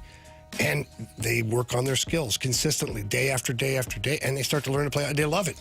So your version of success in any sport, this one being the sport of hockey, is not, can I get a scholarship? Will I get a free ride? Will I make the NHL? It's how about you have fun playing the sport and you develop relationships because of the sport. And that's where I like to see this kid go, is just work on your skills, keep going, keep going. Don't worry about what level you're going to play at. Don't worry that you haven't played a game yet, because you eventually will. This is a little bit different too, but I know somebody that didn't even play ice hockey, but they were a roller hockey player up until teenage years, but then converted to ice and was a really solid ice hockey player because of in roller hockey you develop hands. Same thing in lacrosse. You'll see some hockey players play lacrosse because you can develop hands. So there's other sports that you can translate those things to, baseball, hand-eye coordination. So, and that's why you guys always preach play multiple sports, because you never know which sport could actually translate into the other one. Well, if you're doing them all correctly and working hard, there are a lot of fine motor skills that are crossover skills from sport to sport. And that's where they can really develop into something special.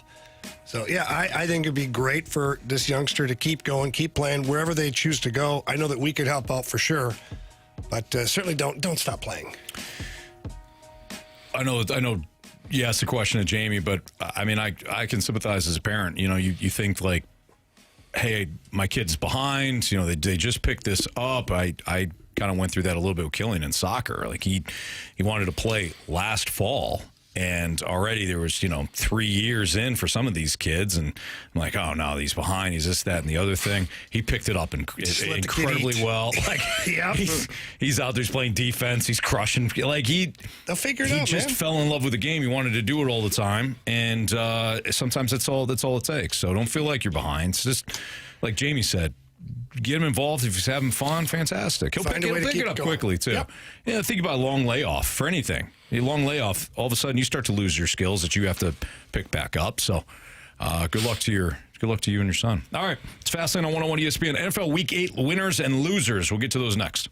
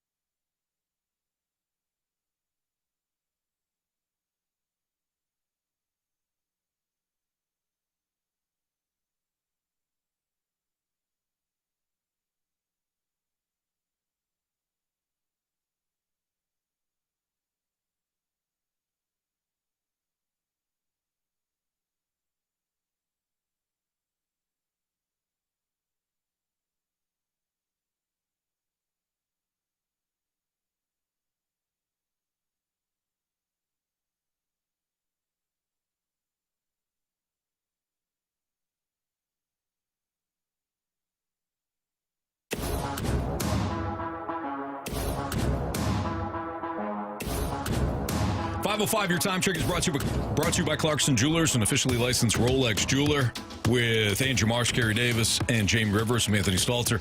NFL Week 8, winners and losers. Let's go no huddle here, guys. Let's popcorn this mother. Omaha. All right, Jamie, give me a winner. Week 8 winner. Well, obviously, I think the Dolphins. Okay. But the Jets. Literally. The Jets. Literally a winner. So we didn't get to it. I had audio that I was going to pull, and maybe we will before the week's over, just Justin Fields and just like the crap that this guy's been going through. And I'll tell you this, CD, there are not many other players that impress me like Justin Fields. They're 0-3, 0-4, 0-5. He's being drugged through the mud. His owner is poking fun at all these things. And every time he's interviewed by the media, he speaks, perfectly. He speaks like a true, natural-born leader. He's positive. He says good things. And then, he kind of broke down a little bit post-game. I shouldn't say he broke down. He became very vulnerable. Yep, very. And talked about lying in his closet crying. And it wasn't because of the reasons that people think, and all this stuff. And I don't know. I have grown to really like the individual. Do I think he's a great quarterback? No, I don't. Do I think he's a talented football player? Yes, I do. And those two can be different. But I was upset because, I had the Bengals in this game.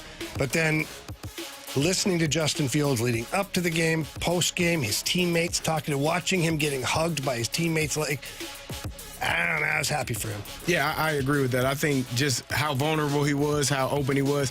I think sometimes we forget that these are people and not just athletes, or you're supposed you no feelings. I don't give a damn what you're going through in life. I don't give a damn. Play football, play well, play hockey, play well, and shut up. And sometimes it can be overbearing, it can be overwhelming. And I think he was very open, very honest, and I agree with you. I was happy that they found a way to win. I'm with you guys, absolutely. One loser I got is Kirk Cousins. This guy's making a truckload of money. We don't get truckload of money. Nobody else gets to pick their winner. Fastlane can't complete a pass longer than 3 feet. This guy's making a cajillion dollars, and he can't get a first down against a Miami Dolphins team that got he didn't throw a pick. Hammered. Oh, exactly. Yeah. You know why he didn't throw a pick? You know why? No, Drake London was out. He threw it 2 feet to his side constantly. He averaged 5.6 yards a pass. Exactly. Anthony. He was trying. So you're right, CD. These guys are they're human beings. I thought this was called NFL winners and losers. Son of a gun. Guy's terrible. Can I give my winner? Sure. Please do. Philadelphia Eagles. Okay. You guys are some haters.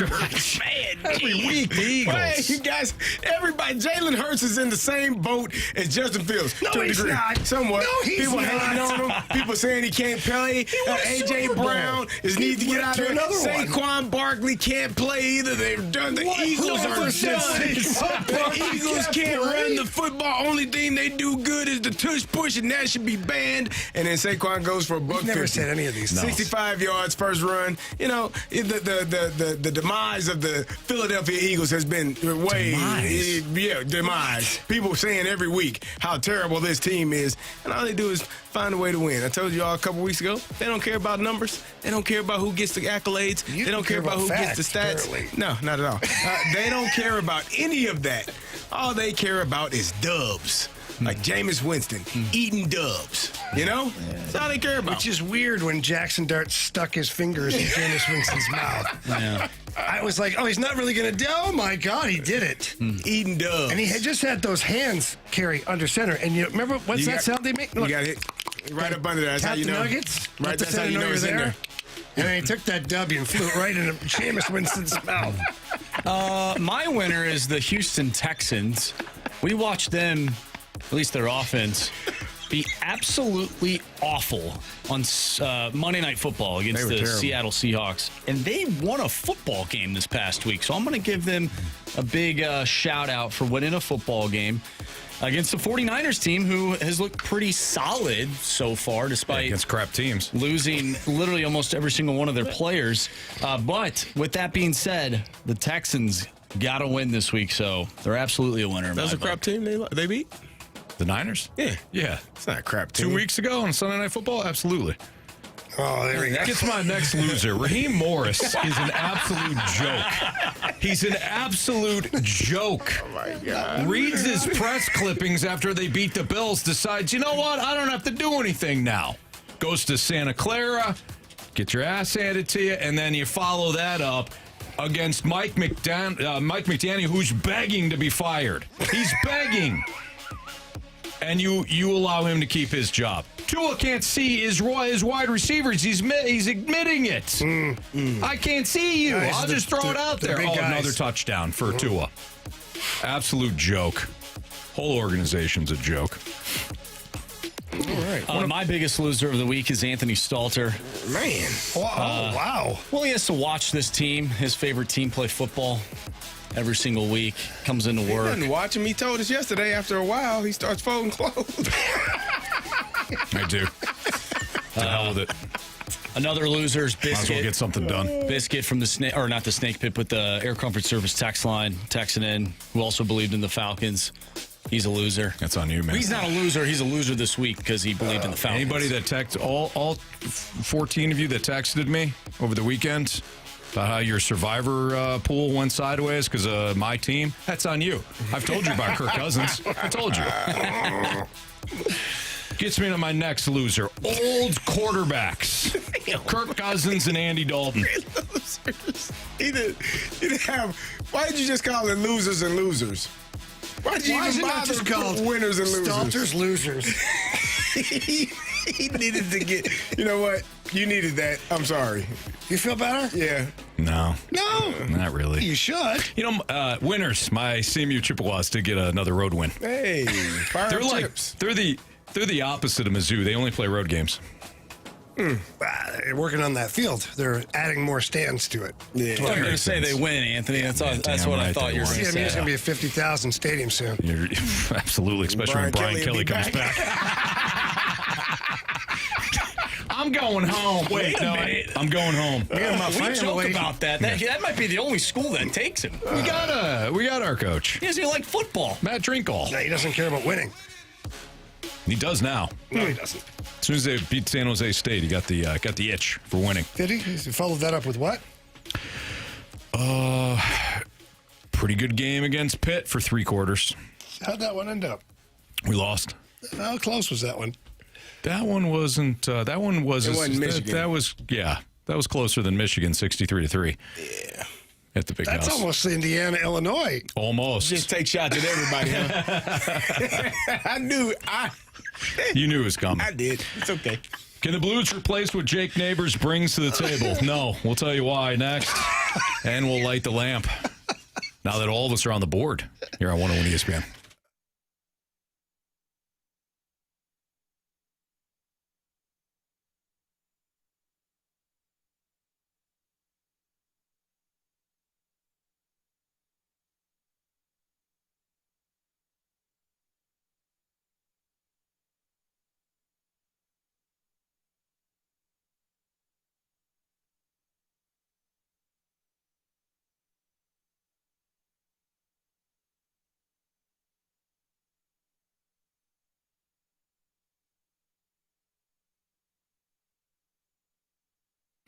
Imagine getting paid for all your NBA hunches. Well, you could do so at Underdog. Underdog, with the NBA being back, is the perfect place to make all your picks, get in all the action. You could do so right from your couch or your office cubicle here in Missouri. Playing on Underdog is easy. Choose whether or not your players that you like or don't like, depending on the matchup, will go higher or lower on their stats. Points, rebounds, steals. Even got fantasy points that you can go higher or lower on. If you get entries right, you can win up to 5,000 times your cash. You can play for as little as $1. They always have interesting boosts going on too. It's a lot of fun to play at Underdog. Tonight you got a lot of NBA action. Philadelphia's at Washington. I actually think that Joel Embiid will go lower than 18.5 points. Looking at some of these other games, I had mentioned this one earlier. I think that when it comes to Giannis, I think he's going to grab a bunch of boards. I go higher than 11.5 rebounds. Jalen Brunson higher than 6.5 assists. Those are some of my plays for tonight in the NBA. How you want to do it, completely up to you. But download the app today. Use my promo code, just my first name, Anthony, and you can score $100 in bonus funds or bonus entries when you play your first $5. Again, that promo code is Anthony at Underdog, where you can make plays and win money. Must be 18 or older and present in Missouri. Terms apply. See assets.underdogfantasy.com/web/play and get terms _DFS_.html for details. Concerned with your play, call 1-800-GAMBLER or visit www.nsbgambling.org.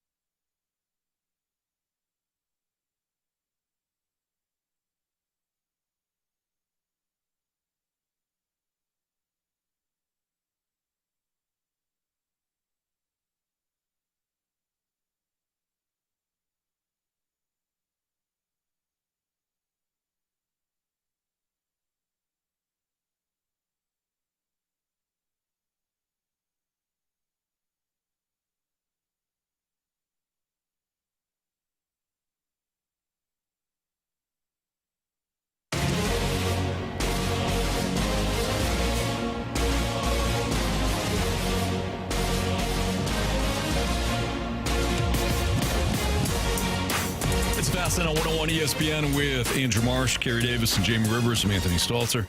Jamie, can the Blues replace what Jake Neighbours brings to the table? He's been placed on IR. Yeah, it's going to be tough. I mean, this is a player, he's starting out really well this year. 6 goals already on the season. Very noticeable when you have him out there. He's a leader. He's a gritty guy. I don't think anybody just steps in and replaces him. I think that players can try to play a similar style, but Jake Neighbours has a very unique combination, much like Braden Shen, of being a gritty type player that has offensive upside. And, like you could look down the line and say, well, what about Mojo? Well, okay, but Matthew Joseph doesn't necessarily bring the same offensive ability that Jake Neighbours can. Is he fast? Can he play gritty? He can do all those things, but, can he do the last thing? Dylan Holloway, one would think that he could be that type of player. I think he can, but I think Dylan Holloway's upside, hopefully, would be, his ceiling should be higher than Jake Neighbours. And I know that sounds crazy right now based on the fact that Jake's leading the team in goals scored and in scoring for that matter. But Dylan Holloway, to me, projects to be a 30 to 40 goal scorer, whereas long term, I think Jake Neighbours is like a 25 to 30 type player. But again, Dylan Holloway doesn't maybe have all the intangibles that Jake Neighbours has as well. So a Jake Neighbours type player is very difficult to replace. I don't think you look to replace the player himself. I think it's got to be, chip away as a committee. And we'll see what the lines are tonight. We haven't had a chance to peek behind the curtain yet. We don't know if Robert Thomas is back or not. He's day-to-day with appears to be a head injury. That's just speculation. So who knows with him? And then with the way things have kind of shaken out here, no idea what the lines are going to be. So it's going to be fun to see what the Blues do tonight. It's definitely a revenge game against the Red Wings. You got to be... if I'm Jim Montgomery, like these guys, boys, you're up 4-0. These guys rubbed your nose in it back in Detroit. I got to kind of be a little bit of a redemption game here, regardless of who's in the lineup. I would hope so. I also think so. What systematically did Detroit do on Saturday that ultimately disrupted the Blues? Or did they sort of just beat themselves in that game? Yes. Combination. Detroit plays a real fast game. They got a bunch of young players that play extremely fast. They fill the lanes really good. They support the puck very well. They challenge you offensively. Like when they take the puck across the blue line, like they're challenging you. They're not just going to make your life easy. And so, that being said, it's not like the Blues were terrible defensively, but again, disconnected. It only takes a couple of times, and then whether people like to hear it or not, lucky bounces happen in professional sports. Hockey, football, baseball, you name it. Lucky bounces exist. And Detroit got 2 goals that were, one was a super lucky bounce, and the other one was a deflection right in front of the goalie. So these are not normal occurrences. Do you subscribe to you create your own luck? To a certain degree, but sometimes when you guy shoots the puck, goes off 3 people, goes to the back of the net. I don't know how you can stop that. No matter how hard I'm playing, shoot the puck. You never know what could happen. Well, yeah, but as the defending team, like if I lay down to block a shot, goes off my shin pad, and goes top shelf on Jordan Binnington. I'm not creating a terrible spot for my goalie. I'm trying to do the right thing. I'm playing hard. What did you see out of the Blues power play last night? That's something that we didn't talk about today, but it's something that we have discussed a few times over the past couple of weeks. Did you see anything different? I know you broke it down last week. Did you see anything that resembled what you wanted the power play to look like? I'm just going to be completely honest. It looked like a tentative power play to me. I wasn't thrilled with their assertiveness on the power play. Especially their zone entries, like when you're entering the zone the way they were, it's very passive, disconnected again. A lot of times, like Pavel Buchnevich loves to come up the middle of the ice, and then as soon as he gets inside the blue line, he quick little backhand pass to Holloway, who's there. But what's happening is the defending player is already angling Buch, so when he passes to Holloway, it's one more half stride, and I got my stick on puck over here. So one guy has covered 2 because of our play selection. Another thing that I noticed, they dump the puck in, and I understand that you want to rim that puck around the wall, have guys go after the puck, and then create chaos down low, get possession of it, and then feed it back up to the point to set things up. But it feels like there's never anybody actually on the forecheck when they're on the power play. Well, that's a huge problem. And I don't like the hard rim. I don't. As a defending player, having killed as many penalties in my lifetime as I have, that to me is a 50-50 puck. Because the odds of you picking that puck up off the wall and handling it cleanly and making a play are a lot lower than if you get the puck directly, even on the redirect off the wall. I can compete for a hard rim. I can. I cannot. Yes, compete hard too, Carey. And sometimes, you know what? Sometimes it works out even better for the defending team. Let's light the lamp. And a couple of guys can really shoot the puck. Shooter! I must confess you scored first. Well, who was the first person? Breakaway! Shoots! Score! We got hockey to learn. Tough play. March, what are the standings? Carey Davis is in first place now. Carey Davis. Thanks to Matthew Joseph. Matthew Joseph. How many points does Carey have? Carey has 5 points. Jamie with 4. I have 3. And Anthony, you are on the board with 1. Boy. Thank you. All right. Well, I got back in the lead. Now I'm going to do what I should have done the other day. Give me Jordan Kyrou. Sorry. Not sorry. You're not sorry. Sorry, eh? I said sorry, not sorry. Give me Jimmy Snuggerud. I'm going to go with the guy, the last time the Blues played the Red Wings at the Enterprise Center, he won the game in overtime. Cam Fowler. Nice.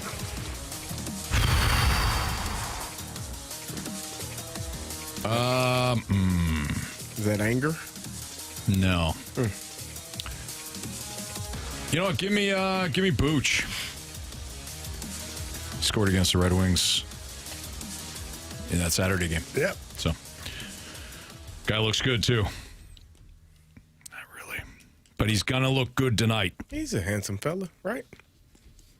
Right. Very funny guy. Very funny guy. Absolutely. Yeah. Quirky, funny guy. Yep. Fun to be around. Week 8 NFL Stack Up. Our top 10 teams in the NFL. I think we're going to agree a lot today. I highly doubt it. Right. We'll agree on number one. So much for that positivity there. I don't even know if we will. We'll agree on number one. We should. Stack Up next on 101 ESPN.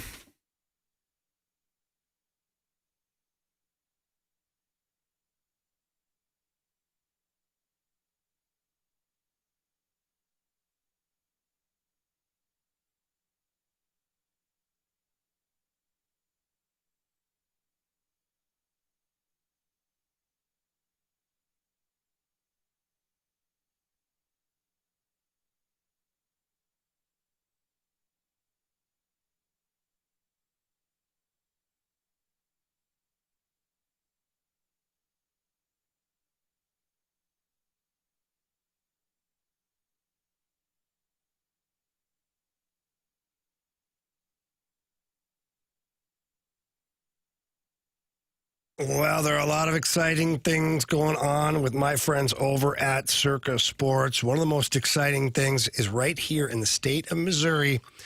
Come December 1st, Circa Sports will be live and ready to roll here. Those are exciting times for sure, but we've got some time from now until then.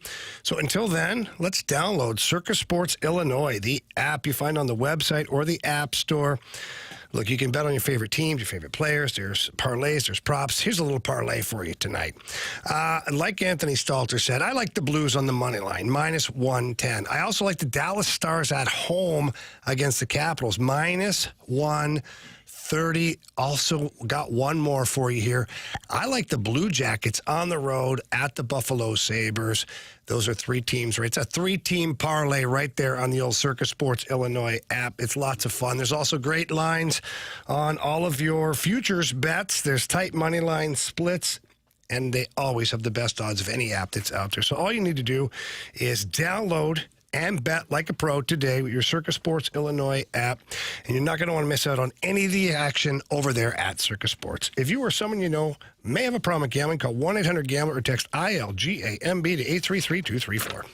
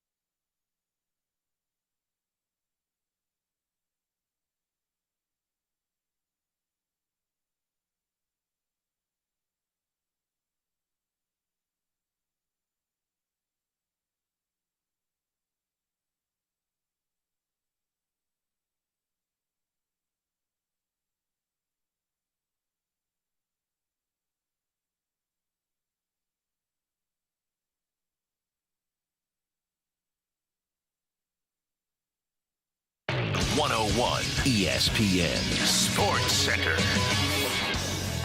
I'm Andrew Marsh. It's time for a Sports Center update brought to you by Saliga Heating and Cooling. The Blues lost to the Pittsburgh Penguins last night by a final score of 6-3. However, they get another crack at it tonight going up against the Detroit Red Wings. Pregame starts at 6 o'clock. Puck drop is at 7:15. Of course, you can listen to that game right here on 101 ESPN. If you missed anything from today's show, make sure you go to 101ESPN.com or check out the free Dobbs Tire and Auto Center's 101 ESPN mobile app. Just head to the podcast page, and you'll find all of our shows there. And it's all brought to you by the Schaefer Door Company. Well, we have the Week 8 NFL Stack Up coming up next. We'll see how many picks that we ultimately agree on. I'm sure it won't be a lot. That's coming your way next right here in the Fast Lane. I'm Andrew Marsh, and the Sports Center update is brought to you by Saliga Heating and Cooling, a Daikin heating and air conditioning dealer.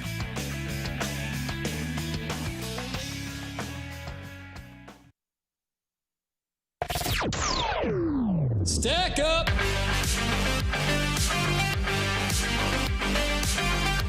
All right, time for the stack up here in the Fast Lane on 101 ESPN, the top 10 teams in the NFL. And this is one that we can kind of battle with. And I don't know. I think that today we're going to find it. Yeah, we're going to be like. I don't know about that. Meshed together. Yeah. Mm-hmm. CD doesn't think so. Yep. I think Carey and I will be on the same page. Yeah, on the first one, for sure. Number one, Indianapolis Colts. Indianapolis Colts. Ain't even close. I got the Detroit Lions still. This guy's they didn't play last week. They were number one last week. They haven't played. That's the point exactly. Yeah. Indianapolis Colts. What say you, Anthony? Indianapolis Colts. Thank you. Done and done. Yep. They got the best player in football. They do. Whatever. Yeah. Most efficient offense.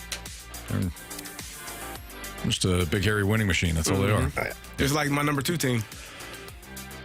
Okay, present it. Philadelphia Eagles.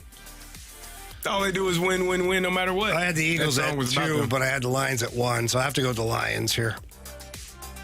Marsh, who's your number 2? I have the Detroit Lions. All right, I have the Chiefs.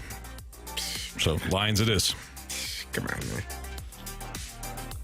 Carey? I had the Lions at 3, but I got the Eagles at 3 now. Just flip-flop them. I get behind the Eagles. There you go. I had the Lions. I had the Chiefs too. So I'll present the Chiefs. I have the Philadelphia Eagles at number 3. Eagles it is. Okay. All right. All right. I present to you the Kansas City Chiefs. Yeah. Nah, I'm good. Who you got, Jamie? Chiefs. I got the Packers. What? Green Bay Packers. What? Number 1 seed in the NFC. The playoffs started today. But not tonight. Today. Marsh, who you got? Yeah, I have the Kansas City Chiefs at number 4. There we go. Yeah, you do. Democracy. I actually flipped them. So you're I had okay the Chiefs with it? at 4, All right. and then I flipped them to the Packers. Okay. So that's fine. So right now, number 1 Colts, number 2 Lions, number 3 Eagles, number 4 Chiefs. Number 5? I present to you. Do it. Tampa Bay Buccaneers. Oh, my gosh. Okay. The non-offensive, offensive Tampa Bay Buccaneers. If we're looking at records, you want to look at records. Yeah, they're 6-2, Carey. The Packers got a better record. Who else is 6-2? Your Philadelphia Eagles, who you love so much. I don't think 6-2. I don't think so either. I don't think I sound like that. In his head, you do. That's what I hear. I'm sorry. Wow. I know Carey's going with the Packers. I also have the Packers at I have them at 5. I actually have the Packers at 5 too. I had them at 7, but screw you guys. Okay, thank you. Number 6, I'm assuming you're going to go with the old Tampa Bay Buccaneers. Yeah, I don't like when you say that, but yes. Okay. New England Patriots and Drake May. They got a freebie this weekend too. I have New England at 6 as well. Wow. I had the Broncos. I had the Pats at 8. I had the Pats at 7. Patriots at 6 it is. All right, Patriots at 6. Can I present the Broncos? The Denver Broncos. You can. Who I believe are I'm now gonna present the 6-2. Bucks. You can keep them there. Broncos, Bucks. I got Broncos. I got the Buffalo Bills. At number 7, I have the Denver Broncos. Go Marshy. All right. It's terrible. Okay. How's it feel? It's terrible. I don't feel it. Doesn't feel good. Go ahead. Who you got right here, Jamie? The Bucks. At number 8, I present the Bucks. Real quick, Tanisha from the Snake Pit said, just got home and was listening in the car, and as usual, and I learned that Stalter thinks the Niners is a crap team. Wow. You did actually say it. The only reason. You did say it. You did. Tanisha, the only reason I said that Niners? is so I could crush the Falcons. I said they're a crap team. Now you hurt another person. I'm sorry, Tanisha. Hurt people. I actually feel bad. Yeah. They're a good team. They just had a free win 2 weeks ago. That's all. All right, so where are we? I got the Bucks at 8. We're at 8. Okay, Carey? I had the Bucks at 8, but I got the Bills ahead of the Bucks, so I'm going to present the Buffalo Bills at 8. I have the Bills at 8. There you go. Ooh, that's a conundrum because I have the Tampa Bay Buccaneers at 8. We go by last week, the Buccaneers were ahead of the Bills in our stack up. Then did the Bills have a bye? Yes. That's why. I am willing They're to. coming off a bye. Yeah. They beat the Panthers on Sunday. We can meet somewhere in the middle. I'm willing to give the Buccaneers 8 and put the Bills at 9. I do not have the Bills at 9. I have them at 10. I would go, but that's fine. We could go Bucks at 8, Bills at 9. Okay. All right. Number 10. Hang on, I'm trying to figure out where I'm at. Oh, yeah. I got the Los Angeles Rams at 10. That's what I had the Rams a little higher, but yeah. Got the Rams at 10. I get behind the Rams. I had the Rams like at 11. I got the Seahawks at 10. I have the Rams at Real 9, but since we just did that little exchange, I will then put the Rams at 10. There you go. I don't like all the turnovers that I witnessed on Monday Night Football against the Texans. That's why I dropped. Oh, yeah, the Seahawks Seattle. too. They won the game, yeah. They won the game. They also played a terrible team.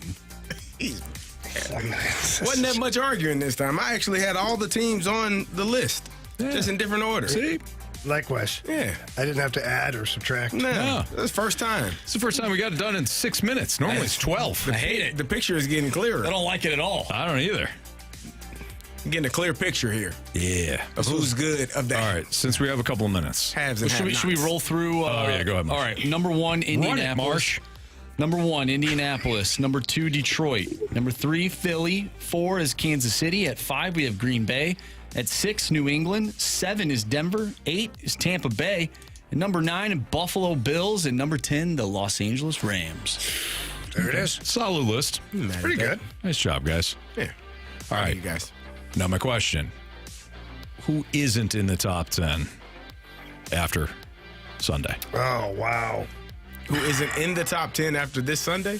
Who drops? Let me see here. It ain't going to be the Patriots. They play the Falcons. That's going to be an easy one. Agreed. Are the Bills? The Broncos? Are the Bills going to get steamrolled by the Chiefs? I don't think it's steamroll, but they're already at 9. So if they don't win, I think they drop. I got the Broncos. What do they got? The Texans. In Houston. What if they every one of you all said that last week when they played, this past week when they played the San Francisco 49ers. Yeah. None of us picked the Texans. No. Why would we? I don't know. I definitely didn't. I was shocked. They were playing the 49ers. Shock and I awe. was totally a shock. Stout team. Shock and awe. I told you guys about those Niners. So a big matchup this week. There's Patriots and the Bucks. That's going to be a tough game for both teams. So one of those might drop out of there. Wait, what? Patriots play the Bucks. Patriots play the hapless Falcons. Oh, the next one. Sorry, the Bucks week got after. a week off. I think. I'm a week ahead here. Sorry, guys. Yeah, you're all right. Oh, guys, I apologize. Yeah, You made a grave mistake. I'll pack my crap and get out of here. My God. Here's my card. How could you click on the next week? I didn't do it on purpose. I'm going to stick with the Broncos. I think the Texans. The Texans surprised me, and the Texans could still win that division. Surprise, surprise. No. Against the Colts? Oh, I forgot the Colts are in the division. I'm thinking the Jags. I forgot about the Colts. Not the Eagles. The Eagles 5 in a row. That's what I'm saying. It's so easy to forget about. The Colts. All I do is win. I forgot about them. All I do is win. so They crush, and they crush everybody, You're not too. wrong. They're not just winning by little. They're crushing teams. My brain just bypassed that the Colts were in that division. It's tough to remember. Yeah. It is. Jonathan Taylor is is a man. MVP. He's balling. Yeah. He's having a pretty good year. Yeah, not too bad. Walrus King with a crap sandwich for all of us. I like this who is dropping from the top 10 question more than who is the top 10. That's a crap sandwich, guys. No bun. Well, maybe we'll add it. We'll add it to the coming weeks. We'll add the question. Yeah. We can, yeah. Yeah. We're like the Outback. No rules, just right. That's right. Nice By job, the guys. way, Freedom Friday, this Friday. Oh, wow. Start gearing up. Will you be here? Start thinking of your questions. I'll be on the road, but I will be on. Oh, come on, CD. I'm sorry that you feel that way. Oh. Just don't take it seriously. Really? What did you tell me in March earlier? How many days? What? In a couple of weeks? What? That you're going to be out. Oh, like 1 or 2. 10 weeks. 10 days. It's a 10-day road trip. I don't have it. Don't hate me. Hate the schedule. Wow. Yeah. All right. Some of those are weekends. Oh, okay. Yeah. So it doesn't count. Like 4 of those, so 6. Okay. It's fast on a 101 ESPN. I'm looking forward to Freedom Friday. Me too. Who is it? On Halloween. On Halloween. On Halloween. Yeah. Huh. And your kids dressing up? Yeah. Yours are older, but... Well, my older kids have got some stuff going on, and then Ashley's boys are going to dress up, and we have a bunch of people coming over. Just a very casual night, just kind of open house type thing. What are the boys? Do you know what the boys are dressing up as? No. No clue. I don't know what our kids are doing. I should know. I think Kelly's going as a Ghostbuster. Oh, okay, I like that. I don't know what Reed's going as. Yeah. He was between options. Well, he was cooking up a whole bunch of options, and Yeah. I lost track. Okay. Carey? He's probably in the I Amazon have no cart clue somewhere. what Xavier's doing. No idea. I don't know. He hadn't talked about it. So last year, I don't think it was 2 years ago, I think he was Michael Myers, which, I mean, kind of fits his personality. He's the actor? Nah, he just had the mask on, had the whole suit, and just had his knife and was like, yeah. Like, okay. Just went around threatening kids. Okay. It's hard to believe. Yeah, I know, right? Good to know. Right? Good to know. Yeah, I'm asking him. When we get to practice time, I'm saying, what are you doing for Halloween? Yeah, he's going as Perry the Platypus. He's a semi-aquatic, egg-laying mammal of action. Doobie-doo-bop, doobie-doobie-doo-bop. Yeah, that's the... Never knew that. I've never heard that. That's from Phineas and Ferb. Phineas and Ferb, man. Yeah, Perry the... Perry? What did you say? Fairies and fur? Phineas. Phineas and Ferb. You never heard of, I've heard of the show, at least. Phineas and Ferb. What the hell is that? Where the hell have you been? It's a cartoon show on Disney. I don't know. Kids aren't old enough Something yet. way different. Yeah. Maddie she should know what Phineas and Ferb is. No, she's into like Bluey. No. Bluey's She's too old for Bluey. Oh. Yeah, she's too old for Bluey. They're in I don't know, like non-cart. She's in like non-cartoon stuff, like I don't know. They watch. Oh, like Dora. No, that's a cartoon. The hell? Thanks, Gary. There's a live action. They movie. watch some show where the family's Home Improvement. No. They're all superheroes. Like it's a family of superheroes, and they have to protect their identity. The super dog. No, I forget what the name is. It's a family. It's a dumb show. But it's a TV show. It's like a TV show. Oh, the Jetsons. No, it's not the Jetsons. It's with real actors. Exactly. Yeah. I don't know the name. The son. The son. Is it on Nickelodeon? 1989. It's like Disney or Nickelodeon. Yeah, I think I know it's the on show. Netflix. I know what you're talking about. I don't know The Power Rangers. Nope. No, that was a hell of a show, though. The son has like a lair in the basement. He's like a villain. Yeah, I know what you're talking about. Yeah. It's a dumb show. Wizards of Waverly Place. It's something like that. Oh, I loved that show growing up. Bet you did. Loved it. I'm Never sure. heard of that one. Anyways. You never heard of Wizards of Waverly Place? No. Man. Sorry, guys. Is it the Thundermans? Yes, the Thundermans. They watched the Thunder from Thundermans. down under. The Thundermans. Nope, that's different. Nathan Walker. Scored a goal tonight. That's different, Jamie. I feel like, why is Maddie watching that? Yeah, no. All right. Frowned upon. I don't know what they do in the Stalter house.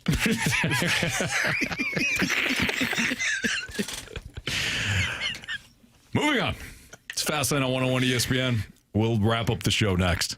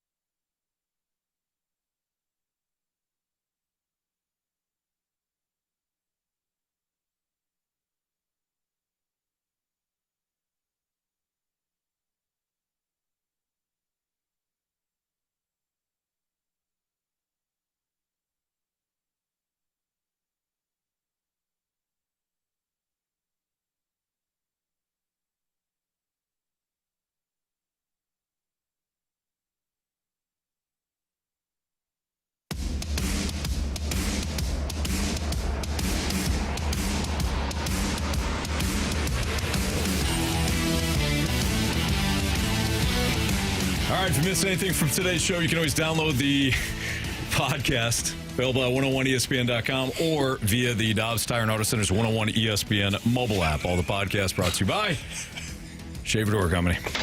Carey, what'd you learn today? I learned that Marshy does a fantastic job of holding the mics in the off position. Why? Until it's time to come back on and everyone in the room is silent and ready to go to work. You gotta be a little more careful.